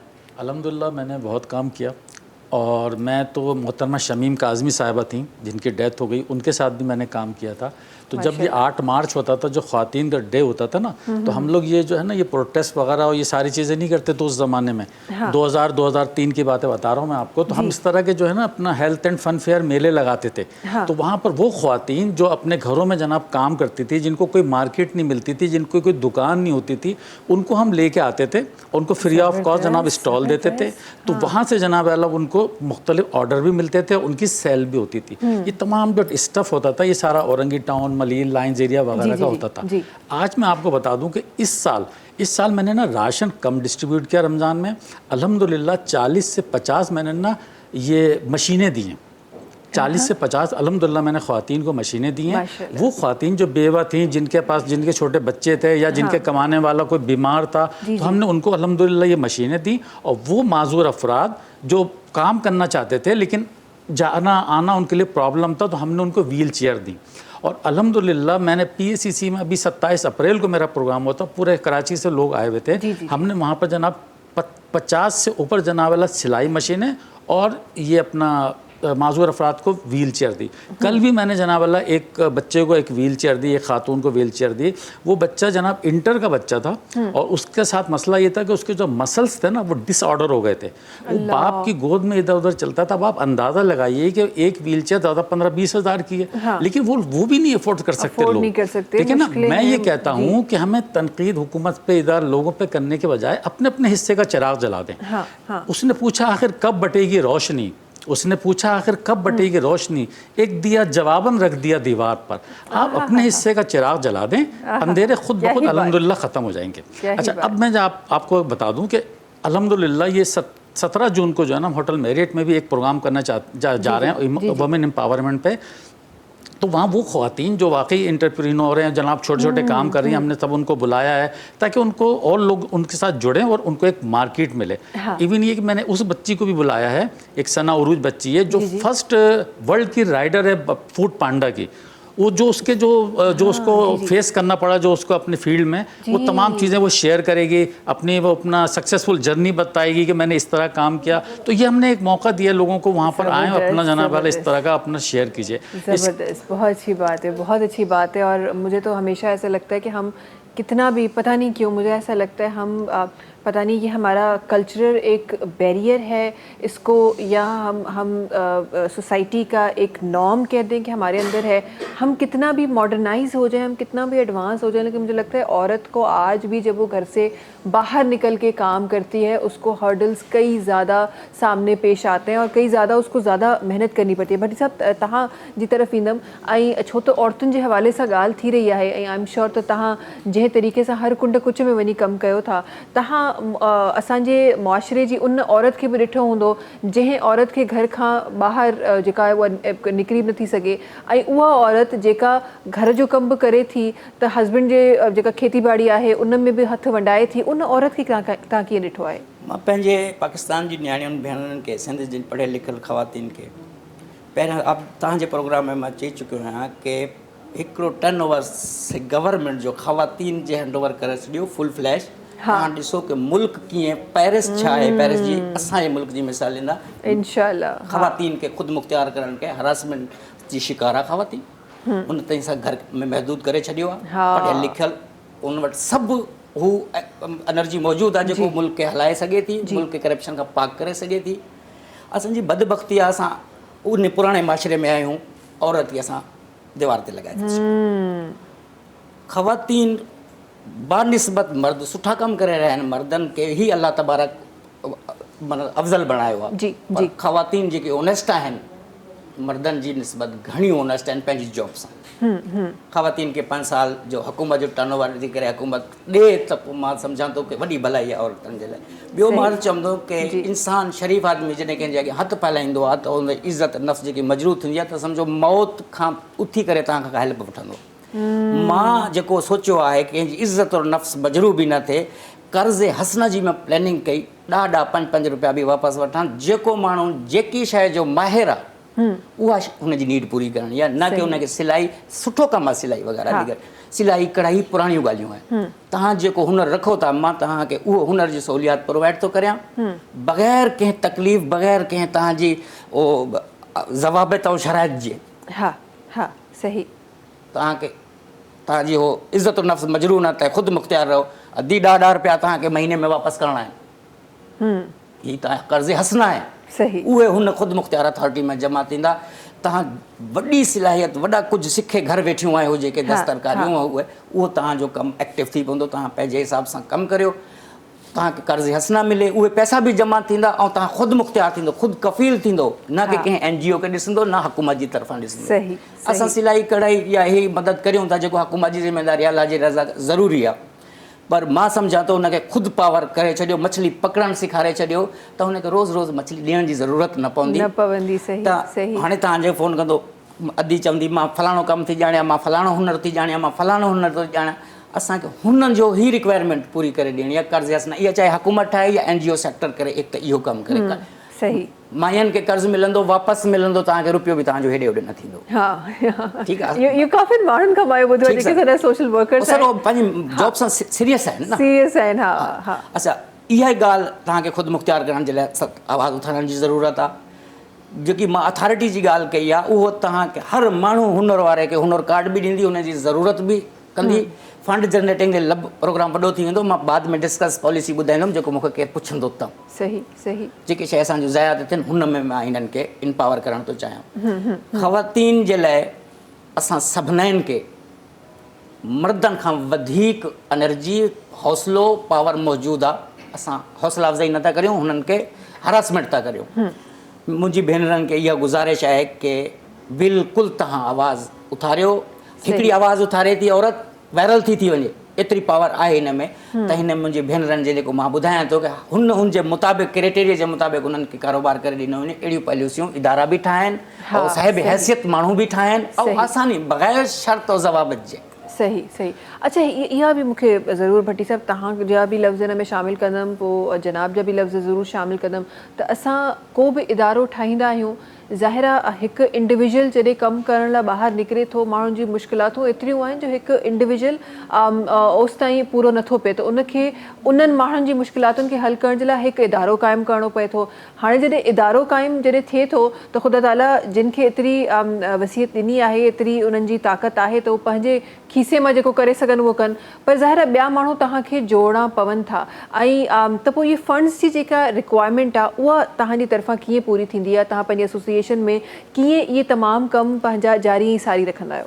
थोड़ी देर में पहिरियां वज़ाहत करियो, तव्हां गौर न कयो, वरी मां अर्ज़ु कंदुमि जॾहिं मुंहिंजो रब तबारक तव्हां खां कमु वठंदो आहे उहो बंदोबस्तु तव्हांखे करे ॾींदो आहे, करे छॾियो हूंदो आहे, असांखे नज़र न ईंदो। सही। हुन रब तबारक कंहिंजी मदद कराइणी आहे त उहो सभु लवाज़मात हुन मूंखे अता करे छॾिया आहिनि। मां हुनखे वठी रुगो वेंदुमि हुन इदारे में, त इदारे वारो कमु कंदो। मां हुन जे लाइ जेकी ज़रूरत जिथे वेंदुमि त उहो हुनजी नीड पूरी थींदी, छोकी हुतां सिलेक्शन थी अप्रूवल थी आयो आहे हुनजो बिल। असां चऊं त असां किथां आणींदासीं, असां छा कंदासीं? तव्हां नियत कयो, जॾहिं हुनजी अलाह तव्हांखे मुक़ररु करे छॾियो आहे त हुन बंदोबस्तु तव्हांजो करे छॾियो। हाणे शायदि मूं तव्हांजी ॻाल्हि ते गौर कयो, तव्हां मुंहिंजो सुवाल ते गौर कोन कयो। मुंहिंजो मक़सदु इहो हो, तव्हां जेका ॻाल्हि ॿुधायो पिया बिल्कुलु हक़ीक़त आहे ऐं असांजो ईमान बि हिन ॻाल्हि ते आहे, पर अॼोको मुआशिरो इहो आहे जो माण्हुनि खे लफ़्ज़ ब लफ़्ज़ ॿुधाइणो थो पए त असांखे हितां ही सपोर्ट हूंदी आहे, हितां ही सपोर्ट हूंदी आहे। त छा ॿाहिरीं दुनिया मां तव्हांजी ऑर्गेनाइज़ेशन में का सपोर्ट हूंदी आहे या तव्हां पंहिंजा पाण मेंबर पाण ई उहे फंडिंग करे रहिया? फ़िलहाल मां पंहिंजी मदद पाण थो करियां। अहिड़ा इलाही नेक माण्हू आहिनि जेको अरबन रुपया जिन्हनि जे पियो आहे, सही माण्हू नथो मिले की हुनजे डिलीवर करे। बिल्कुलु। इदारनि वटि एतिरो फंड पियो आहे की साल में वरी रिटर्न थी थो वञे, पर उहो हलाए नथा सघनि छोकी हुननि जो जेको तरतीब बनायल आहे उहा करे असल मुस्तहिक तक उहो पुॼी नथा सघनि, पंहिंजी दुकानु चमकाइनि था। ईमानदार मैनेजमेंट जी ज़रूरत आहे। असां वटि सभु शइ ऑलरेडी मौजूदु आहे, फंड मौजूदु आहिनि। वधीक जेको नीड वारो ईंदो मूंखे जेकी शइ ॿुधाईंदो कंहिं बि ज़रूरत जो, त मां पंहिंजे वसाइलनि खे इस्तेमालु करे हुनजी नीड पूरे करे छॾींदो आहियां। छोकी मां वरी उहा ॻाल्हि कंदुमि की मूंखे रब अता करे छॾियो आहे तॾहिं मूं ॾे आयो आहे, त तव्हांजी ज़रूरत आहे इहा शइ। तव्हां मूंखे जॾहिं तव्हां दरख़्वास्त कंदो मां खां किथां ज़राए खां करिणो आहे उहो मूंखे रब इंटीमेशन ॾींदो। मां हुन माण्हू खे फ़ोन कंदुमि, हुन इदारे खे, हुन दोस्त खे, या त मूंखे ओतिरा पैसा हूंदा की मां ॾेई छॾींदुमि मुठि बंदि करे। इहो कमु थियल हूंदो आहे जेको माण्हू हूंदो। इहा मां वरी इहा रिपीट कई, तव्हां सवाल रिपीट कयो, मां इहो कयो जंहिंजी अलाह चाहींदो मदद कराइणु त उहो रुगो रेफरेंस मोकिले थो मैं वेस डेलियो वन हा हा मैं वेस मुंहिंजी बंदी आहे कमु करे छॾींदी मैं वेस साहब खे चवंदी मूंखे चवंदी कि अदाए कमु हाज़िर बाबा आहे अलाह जो कमु आहे मैं वेस जो न आहे ख़ुदा त चई छॾियो आहे न की मां रखे छॾियो आहे तुंहिंजे लाइ तूं किथां आणींदी तूं मूंखां घुरजांइ मां ई ॾियां थो तुंहिंजे तोखे बि ॾियां थो हुनखे बि ॾियां थो हे खणी वञ हीअं चेक करे ॾिस रुगो नालो चेंज थींदो आहे सही इदारे जो या शख्स जो या कंहिं साहिब हैसियत जो सही सही ज़बरदस्त। अच्छा ये गाल मेरे साहब आपकी तरफ आना चाहूँगी और यही बात आपके लफ्ज़ों में मैं जानना चाहती हूँ, समझना चाहती हूँ, बिकॉज़ मुझे ऐसा लगता है कि हमारी जो स्पेसिफ़िकली मैं अपनी यूथ को देखना चाहूँगी, हम हालांकि हम बड़ा कहते हैं कि हमारी यूथ फोकस्ड नहीं है, ये नहीं है, वो नहीं है, लेकिन जब भी खुदा न खास्ता किसी मसले में मेरे मुल्क का कोई भी शख्स पड़ता है तो यही यूथ हमें शाना बशाना खड़ी हुई नज़र भी आ रही होती है। हाँ, शायद फाइनेंशियल हेल्प नहीं कर सकती, लेकिन वो फिज़िकली अवेलेबल होती है, जो हमने कोविड के दौर में भी देखा, डिफरेंट डिज़ास्टर आए उसमें भी हमने देखा। तो हमारी वो यूथ आज भी काम करना चाहती है, लोगों के लिए हेल्प करना चाहती है, वैसे इदारे जैसे आप लोगों के इदारे हैं इस तरह कायम कराना चाहती है ताकि लोगों के और मसाइल जो हैं वो कम हो और लोगों के पास वसाइल ज़्यादा हों। तो किस तरह फंडिंग का सिलसिला किस तरह चलता है, फाइनेंशियल जो अफोर्डेबिलिटी है वो किस तरह चलती है? देखिए, फर्स्ट ऑफ ऑल तो मैं ये कहूँगा कि जो यूथ है ना, बड़ी पोटेंशियल है हमारी, और जनाब देख रहे हैं आप कि हर फील्ड में इस वक्त काम कर रहे हैं। एक दौर था कि इतने यंगस्टर जो है ना इस फील्ड में नहीं आते थे सोशल वर्क में, लेकिन आज अल्हम्दुलिल्लाह मैं देख रहा हूँ कि वो प्लांटेशन पे भी काम कर रहे हैं, बिल्कुल वो जनाब क्या नाम है अपना वुमेन एम्पावरमेंट पे काम कर रहे हैं, वो जनाब हेल्थ के हवाले से, वो एजुकेशन के हवाले से, वो इन्वायरमेंट के हवाले से भी काम कर रहे हैं। अच्छा, फंडिंग का जहाँ तक ताल्लुक़ है ना, तो ये तो हमेशा से एक मसला रहा है और मिस यूज़ भी इसका रहा है। अच्छा, हम गवर्नमेंट इदारों की तरफ देखें तो वो लोग भी फंडिंग करते हैं और वो उनके पास अगर प्रॉपर रीच अगर करें आप तो वो लोग फंडिंग करते हैं। लेकिन मेरा अपना ये है कि मैं जब शुरू में काम करता था तो मुझे 5,000 रुपये सोशल वर्क डिपार्टमेंट से मिलते थे, 5,000 रुपये, लेकिन वो मेरे लिए बहुत अहम थे क्योंकि वो एक मेरी वर्थ थी कि वो लोग मुझे देते थे। और मैंने ज़्यादातर जितने भी प्रोजेक्ट किए ना social work department government of Sindh के तहत किए। मैंने बहुत सेमिनार कराए, अल्हम्दुलिल्लाह ब्रेस्ट कैंसर पे किया, तो मेंटल हेल्थ पे किया, तो अपना फर्स्ट एड पे किया, और डायबिटिक पे किया, और अभी भी ये सिलसिला अल्हम्दुलिल्लाह चल रहा है।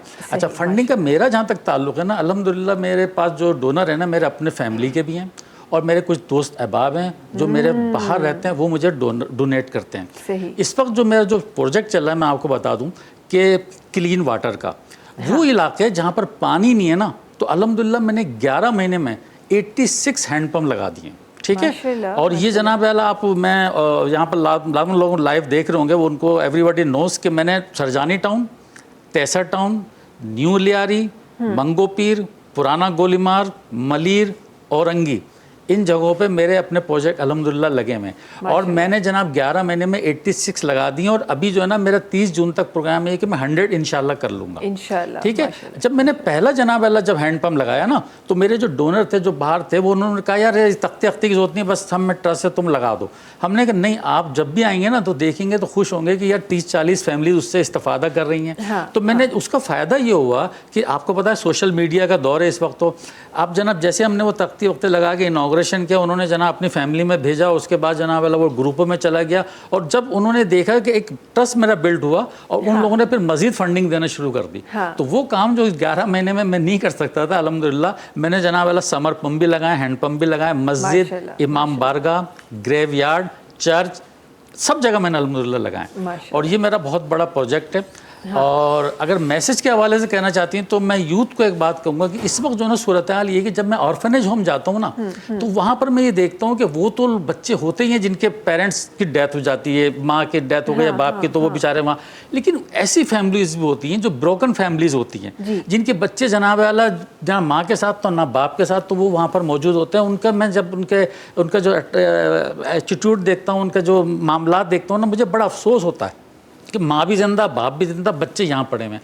तो मैं उन लोगों के लिए मैसेज देना चाहता हूँ, खुदारा बर्दाश्त करें, जिस तरह के ये तलाक हो रही हैं, जिस तरह के ये मामला घरेलू जनाब वाला जो फैमिलीज टूट रही हैं ना, इसको बचाएं, अपने इसको बचाएं खुदारा। सही। और ये तो आपने ऑर्फनेज की बात की, उसके साथ साथ एक बड़ा मायूब सा ट्रेंड जो मुझे अपने माशरे में, हमारे कल्चर में नज़र आता है और बड़ा मुझे अजीब लगता है, और कभी कभी मैं सोचती हूँ कि यार हम वही लोग हैं जो हम मगरबी जो माशरा है उसको हम देखते थे तो हम कहते थे कि ये कैसे अपने माँ बाप के बिना रह जाते हैं, क्या करते हैं।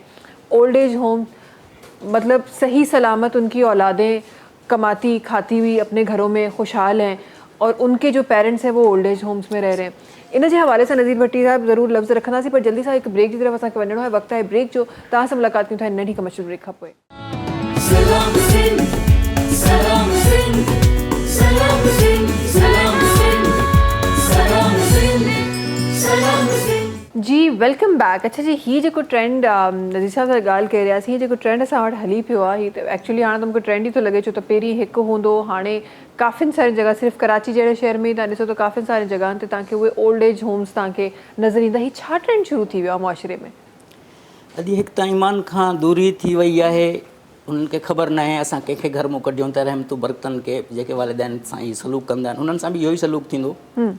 इदारा जेके समाजी आहिनि उहो बि हिकिड़ी अवेयरनेस जे लाइ हिननि ओल्ड होम ठाहिया आहिनि ऐं यतीम खाना ठाहिया आहिनि, या जेके बि सेंटर्स मोमिन जे लाइ या जंहिंजे लाइ बि ठाहिया आहिनि, उहो ईमान वारे खे ॿुधाए थो कि रब पंहिंजी ताक़त ॾेखारे थो, हिननि खे त मां पाले वेंदुमि, हिननि खे त मां उहा शइ करे वेंदुमि, पर तव्हां जेको अमल करियो था हिन जो तव्हांखे अज़ाब अज़ीम भुगतणो पवंदो। सम्झण वारनि जे लाइ इहे ओल्ड होम असां इदारा जे करे न ठाहींदासीं समाजियात जे लाइ, या असां उन्हनि जी हेल्प न, त हुननि जो दादरसी केरु कंदो? हुन त इहो अमल करे छॾियो, हा हा, उहो थी वियो, इफेक्टिव थी वियो आहे, हुनजी दादरसी केरु करे?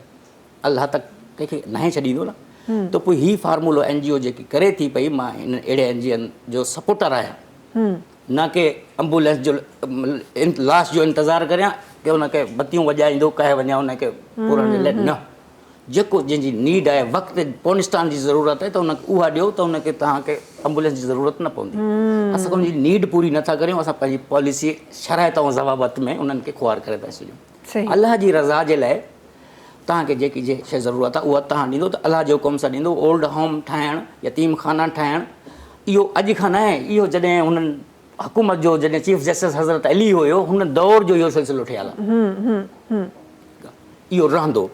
पर असां हिकु शइ नज़ीर साहब, हिकु उहो दौर, तव्हां उन दौर जी ॻाल्हि था कयो, उन दौर ते असां उहा ई तव्हां वारी ॻाल्हि त नीड जे हिसाब, हाणे असां वटि फैशन थी वियो आहे, हाणे असां वटि ट्रेंड थी पियो आहे, घर में झगड़ा हो रहा है, माँ बाप को निकाल के आप ओल्ड एज में डाल दें, हे असां वटि हाणे फैशन थी पियो आहे। सर अल्लाह करीम दोज़ख खे बि भरणो आहे, वाइदो आहे। सही सही, तव्हांजी दौलत, तव्हांजी बीवी ज़ाल औलाद ही कमु न ईंदी। सही, त उन उहो बहितर ॼाणे थो, छोकी उन ॿिन्हिनि सां वाइदो आहे। अलाह न करे मां दोज़ख जो ईंधन बणियां, अहिड़ो अमल कयां। त हाणे मुस्लमान आहियूं, जेकर असांखे सभु यकीन रखूं था त असां अहिड़ा कमु ॼाणे वाणे दोज़ख जो ईंधन बणणु चाहियूं था, त मुंहिंजी तमामु तव्हांजी टीवी चैनल सां ॿुधण जी गुज़ारिश आहे, हुन वालिदैन जे पुटनि खे, हुन रिश्तेदारनि खे, धीरनि खे, पुटनि खे, के ख़ुदारा पंहिंजे वॾनि जी, बुज़ुर्गनि जी हिकिड़ो अछो वार बि ॾाढ़ी में हुजे त नबी पाक फरमाए थो की हुन जे लाइ उथी बीहो, शर्म कयो, हया कयो हुन माण्हू जो, हिकिड़ो वार जंहिंजो अछो थी वञे। वालिदैन त तव्हांजे लाइ ख़ुदा ख़ुदि हुनजो मददगार आहे, वालिद जो जन्नत हुन तुंहिंजे माउ जे क़दमों में रखे छॾी आहे, तव्हां जन्नत खे खणी तव्हां ॿाहिरि वञी ओल्ड होम में था, पोइ तव्हां किथे आहियो? इहा तव्हां आख़िरत ॾिसो, असांखे मरणो बि आहे, वरी उथणो बि आहे। असां मुस्लमान आहियूं, हिन शइ जो कंहिंखे बिलीफ न आहे त पोइ असां इंसान बि न आहियूं, मुस्लमान बि न आहियूं। इंसानियत ख़तमु थी वई आहे दीन जी दूरी खां वजह खां। हुकूमत जी कुझु अहिड़ियूं पॉलिसियूं, अहिड़ो फैशन जेको तव्हां चओ, फैशन न आहे, इहे टोलो हिकिड़ो जहन्नम जे वञण जे लाइ तयारु थो थिए। हुन टोले जो जेको ईंधन बणिणो आहे, वालिदैन खे बेहुरमती करे, हुन सां ज़्यादती करे, घटि वधि ॻाल्हाए, उहा ज़ाल पंहिंजे मुड़ुस सां तेज़ ज़बान हलाए, जंहिंखे दोज़ख में सड़णो आहे, सही सही, जंहिंखे दोज़ख जे अज़ीम अज़ाब खां बचणो आहे, उहा ज़ाल पंहिंजे मुड़ुस जी अतात करे, उहो वालिद जी ख़िदमत करे, पुटु और धीउ ऐं पुटु, उहो माउ जे क़दमनि में हुनजी जन्नत आहे। सही, ये करे न कंदो, हा सही, ये तमाम अमल जेके आहिनि हर रिश्ते ते वाजिब आहिनि, उहे अमल असांखे सेखारिया विया आहिनि, कुझु बि न आहे, बिल्कुलु, चाहे वो मुड़ुस हुजे, ज़ाल हुजे, औलाद हुजे, माउ पीउ हुजे, भेण भाउ हुजे, हर शइ असांखे ॿुधाई वई आहे। अगरि असां उन ते अमल करणु स्टार्ट करे छॾियो त शायदि असां वटि इहे जेके मसला अॼु असांखे नज़र अचनि पिया, शायदि उहे मसला असांखे नज़र ही न अचनि। अच्छा मिर्ज़ा इंतखाब साहब, आपकी तरफ आना चाहूँगी और ज़रूर क्योंकि हम प्रोग्राम के ख़त्म की तरफ हैं और मैं चाहती हूँ तो कुछ मज़ीद और ऐसी बातें हमारे प्रोग्राम में शामिल हो जाए जो हमारे व्यूवर्स के लिए फ़ायदेमंद साबित हो।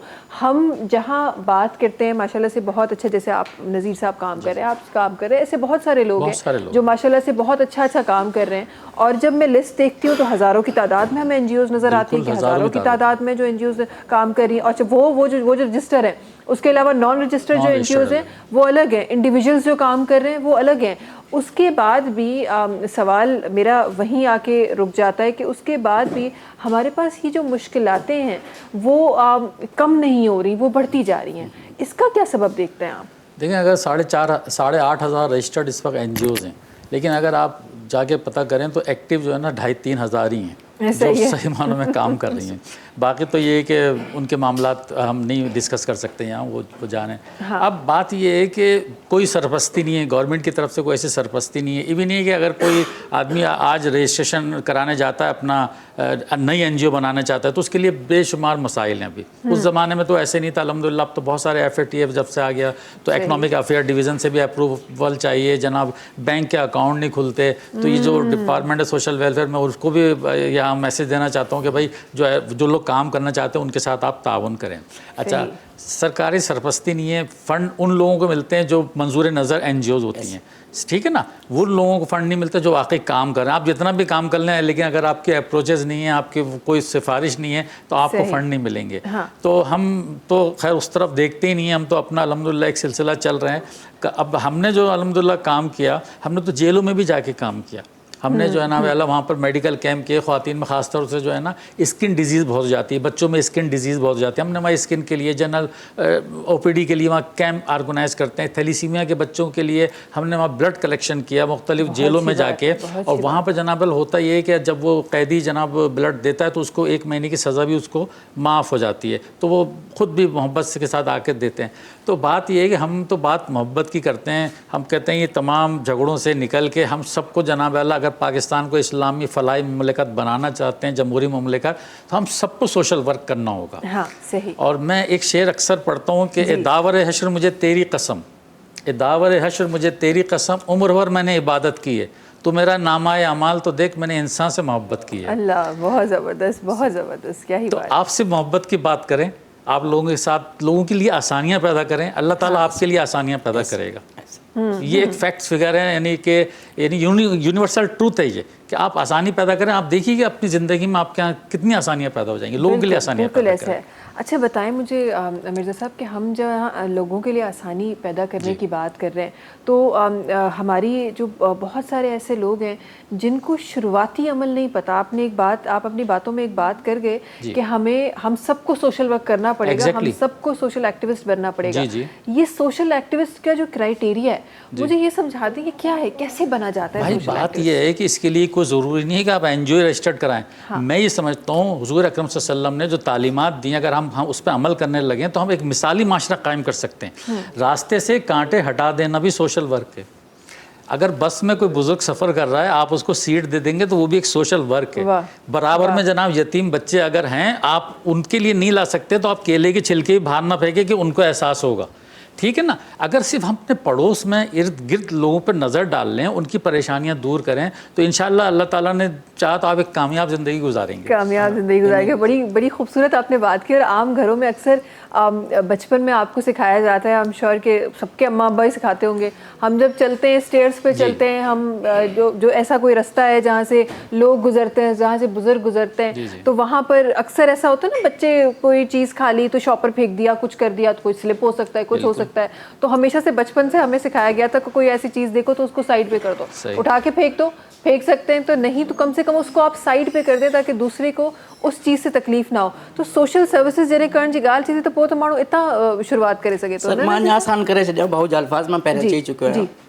हिकु त तव्हांखे तौफ़ीक़ मिलंदी हुतां जॾहिं तव्हां नेक कमु कंदो, सोशल इजाज़तनामो वठंदो। हा, आसानियूं पैदा करियो मुस्कुराए ॻाल्हायो रस्तो ॿुधायो हुनखे हुनखे मशवरो मुस्कुराए ॾेई छॾियो ॻाल्हाइण अगेन हा ॾिसो हुनखे ॿुधायो बाबा घबरा न हे तुंहिंजो कमु फलाणी हंधि थींदो मां तोसां गॾु आहियां हा हा सोशल वर्क जॾहिं इंसानियत कंहिंखे हौसलो ॾियो था जी जी मां हिते हुन सुठे माण्हुनि जो नालो बि खणंदुमि शीपा भाजिया जे लाइ जिते भाऊ ॻाल्हि करे थो मां वेंदो रहंदो हुन ख़वातीन ॾे उन ॿारनि ॾे जुनेद जी, जी, में जी, इहे सभु जी, जी, जी, जी। एॾा त नेक माण्हू आहिनि ओला मोहम्मद साहिब अलाह उन्हनि खे जन्नत नसीब करे जेको आई जी जेल खाना जात हुयो अच्छा हाँ ऐसी ऐं उते बलोच साहिबु निसार साहिबु आहे खलील साहिबु आहे शीपा बाजिया एॾा त इहे नेक माण्हू मूंखे फ़ोन अदा जीअं कोई पंहिंजो माण्हू हुजे हिन जो 2000 जुर्मानो आहे इनखे छॾाए वेंदे त इहे त 2 महीना पियो हूंदो अदी हाज़िर हा कड़ियूं तव्हां सां जुड़नि थियूं न जॾहिं तव्हां नियत कयो था त कड़ियूं तव्हां सां पाण ई रब ताला जुड़नि थियूं हाणे सही। मुंहिंजो अर्ज़ु आहे तव्हां टीवी चैनल तव्हां सां जंहिंखे बि पाकिस्तान में अंदरि अखियुनि जो इलाजु कराइणो हुजे खून जी ज़रूरत हुजे लीगल मैटर में फाथल हुजे चाहे उहो तनख़्वाह जो मसइलो हुजे चाहे कंहिं इदारे में उलझल हुजे छोकी असां उलझाइण सिखिया आहियूं मसइले जो हल करणु न मुस्कुराइण न सिखिया आहियूं रुलाइण सिखिया आहियूं असां सही सही सही मुस्कुराइण सेखारिणो आहे असांखे मूंसां राब्तो करे मां फ़क़ीर हुन सां PM CM GM तक सुप्रीम कोर्ट खां वठी लोअर कोर्ट ताईं मां ॿधल आहियां हुनखे जे हस्पतालनि जे में फाथल आहियां मां हुननि खे हुननि जी दाद रसी कराइण जी पूरी कोशिशि कंदुमि त मुंहिंजो रब मदद कंदो त हुन मसइले खे कंहिंखे मां कॾहिं बिल कमु कराईंदुमि कंहिंजी एडमिशन वठी ॾींदुमि कंहिंखे जुर्मानो अदा करे कंहिंजो फैमिली मैटर जो सुलह कराए छॾींदुमि इंशाल्लाह त मुंहिंजो रब राज़ी आहे इहे शयूं फ्री ऑफ कॉस्ट आहिनि अखियुनि जो इलाजु लीगल मैटर कंहिं बि इदारे में परेशान माण्हू काइनात एसोसिएशन ताईं पहुचनि जनाब जेके आहिनि उहे हेल्प करण लाइ फ़ोन करे मूंखे मां हाज़िर थींदुमि मूंखे अचण जी दरख़्वास्त जी ज़रूरत ज़बरदस्त भाई ज़बरदस्त भाई फ़ोन करे छॾियो भाई अर्ज़ाई ज़बरदस्त ॻाल्हि है बड़ी मेहरबानी ताजी नज़ीज़ भट्टी साहब प्रोग्राम में शामिल थियण जी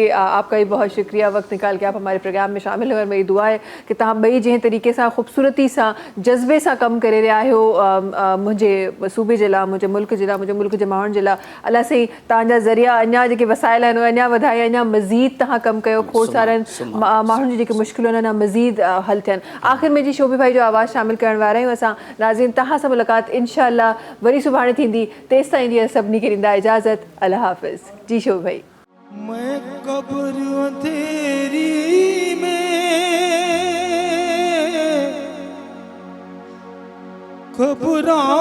घबराऊंगा जब तन्हा मैं कब्र अंधेरी में घबराऊंगा जब तन्हा इमदाद मेरी करने आ जाना मेरे आका इमदाद मेरी करने आ जाना मेरे आका रोशन मेरी तुरबत को ऐ नूर खुदा करना जब वक्त नज़ा आए दीदार अता करना ऐ सब्ज़ गुंबद वाले मंजूर दुआ करना जब वक्त नज़ा आए दीदार अता करना। ये शहीद अमजद साहब का बिल्कुल लास्ट शॉट था और ये अमजद भाई के साथ मैंने भी बहुत ज़्यादा काम किया तो ये कलाम मैंने जब भी पढ़ा मुझसे पूरा नहीं किया गया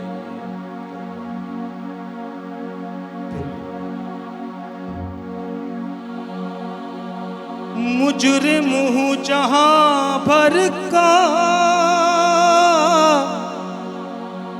महशर में भरम रखना,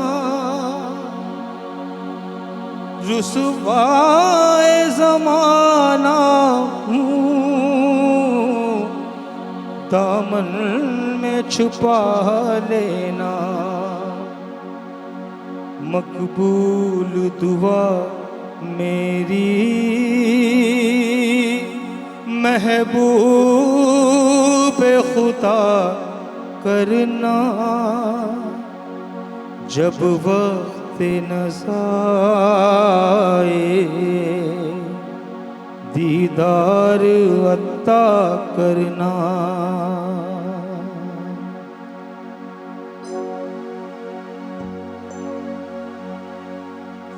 आशिक़े मुस्तफ़ा की अज़ां में अल्लाह अल्लाह कितना असर था। अर्श वाले भी सुनते थे जिसको, क्या अज़ां थी अज़ाने बिलाली। कि भर दो झोली हम सबकी, भर दो झोली मेरी या मोहम्मद, लौट कर मैं न जाऊंगा खाली।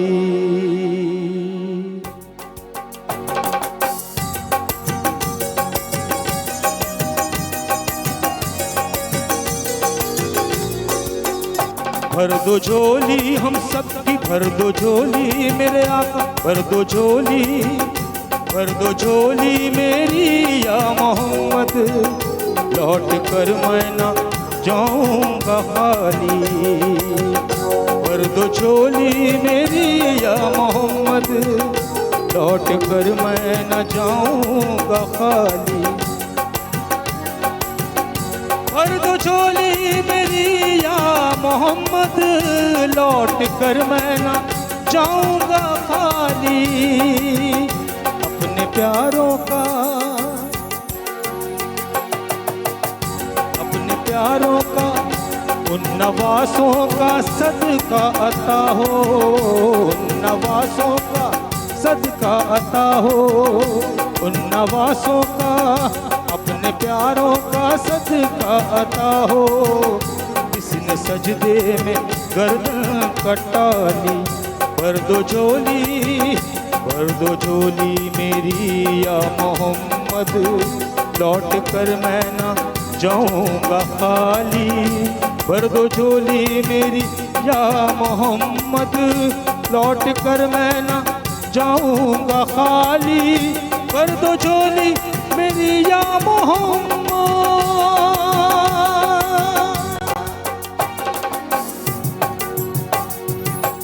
सब्सक्राइब कयो असांजो official YouTube channel Sindh TV HD ऐं वधीक अपडेट लाइ बेल आइकन खे क्लिक करियो।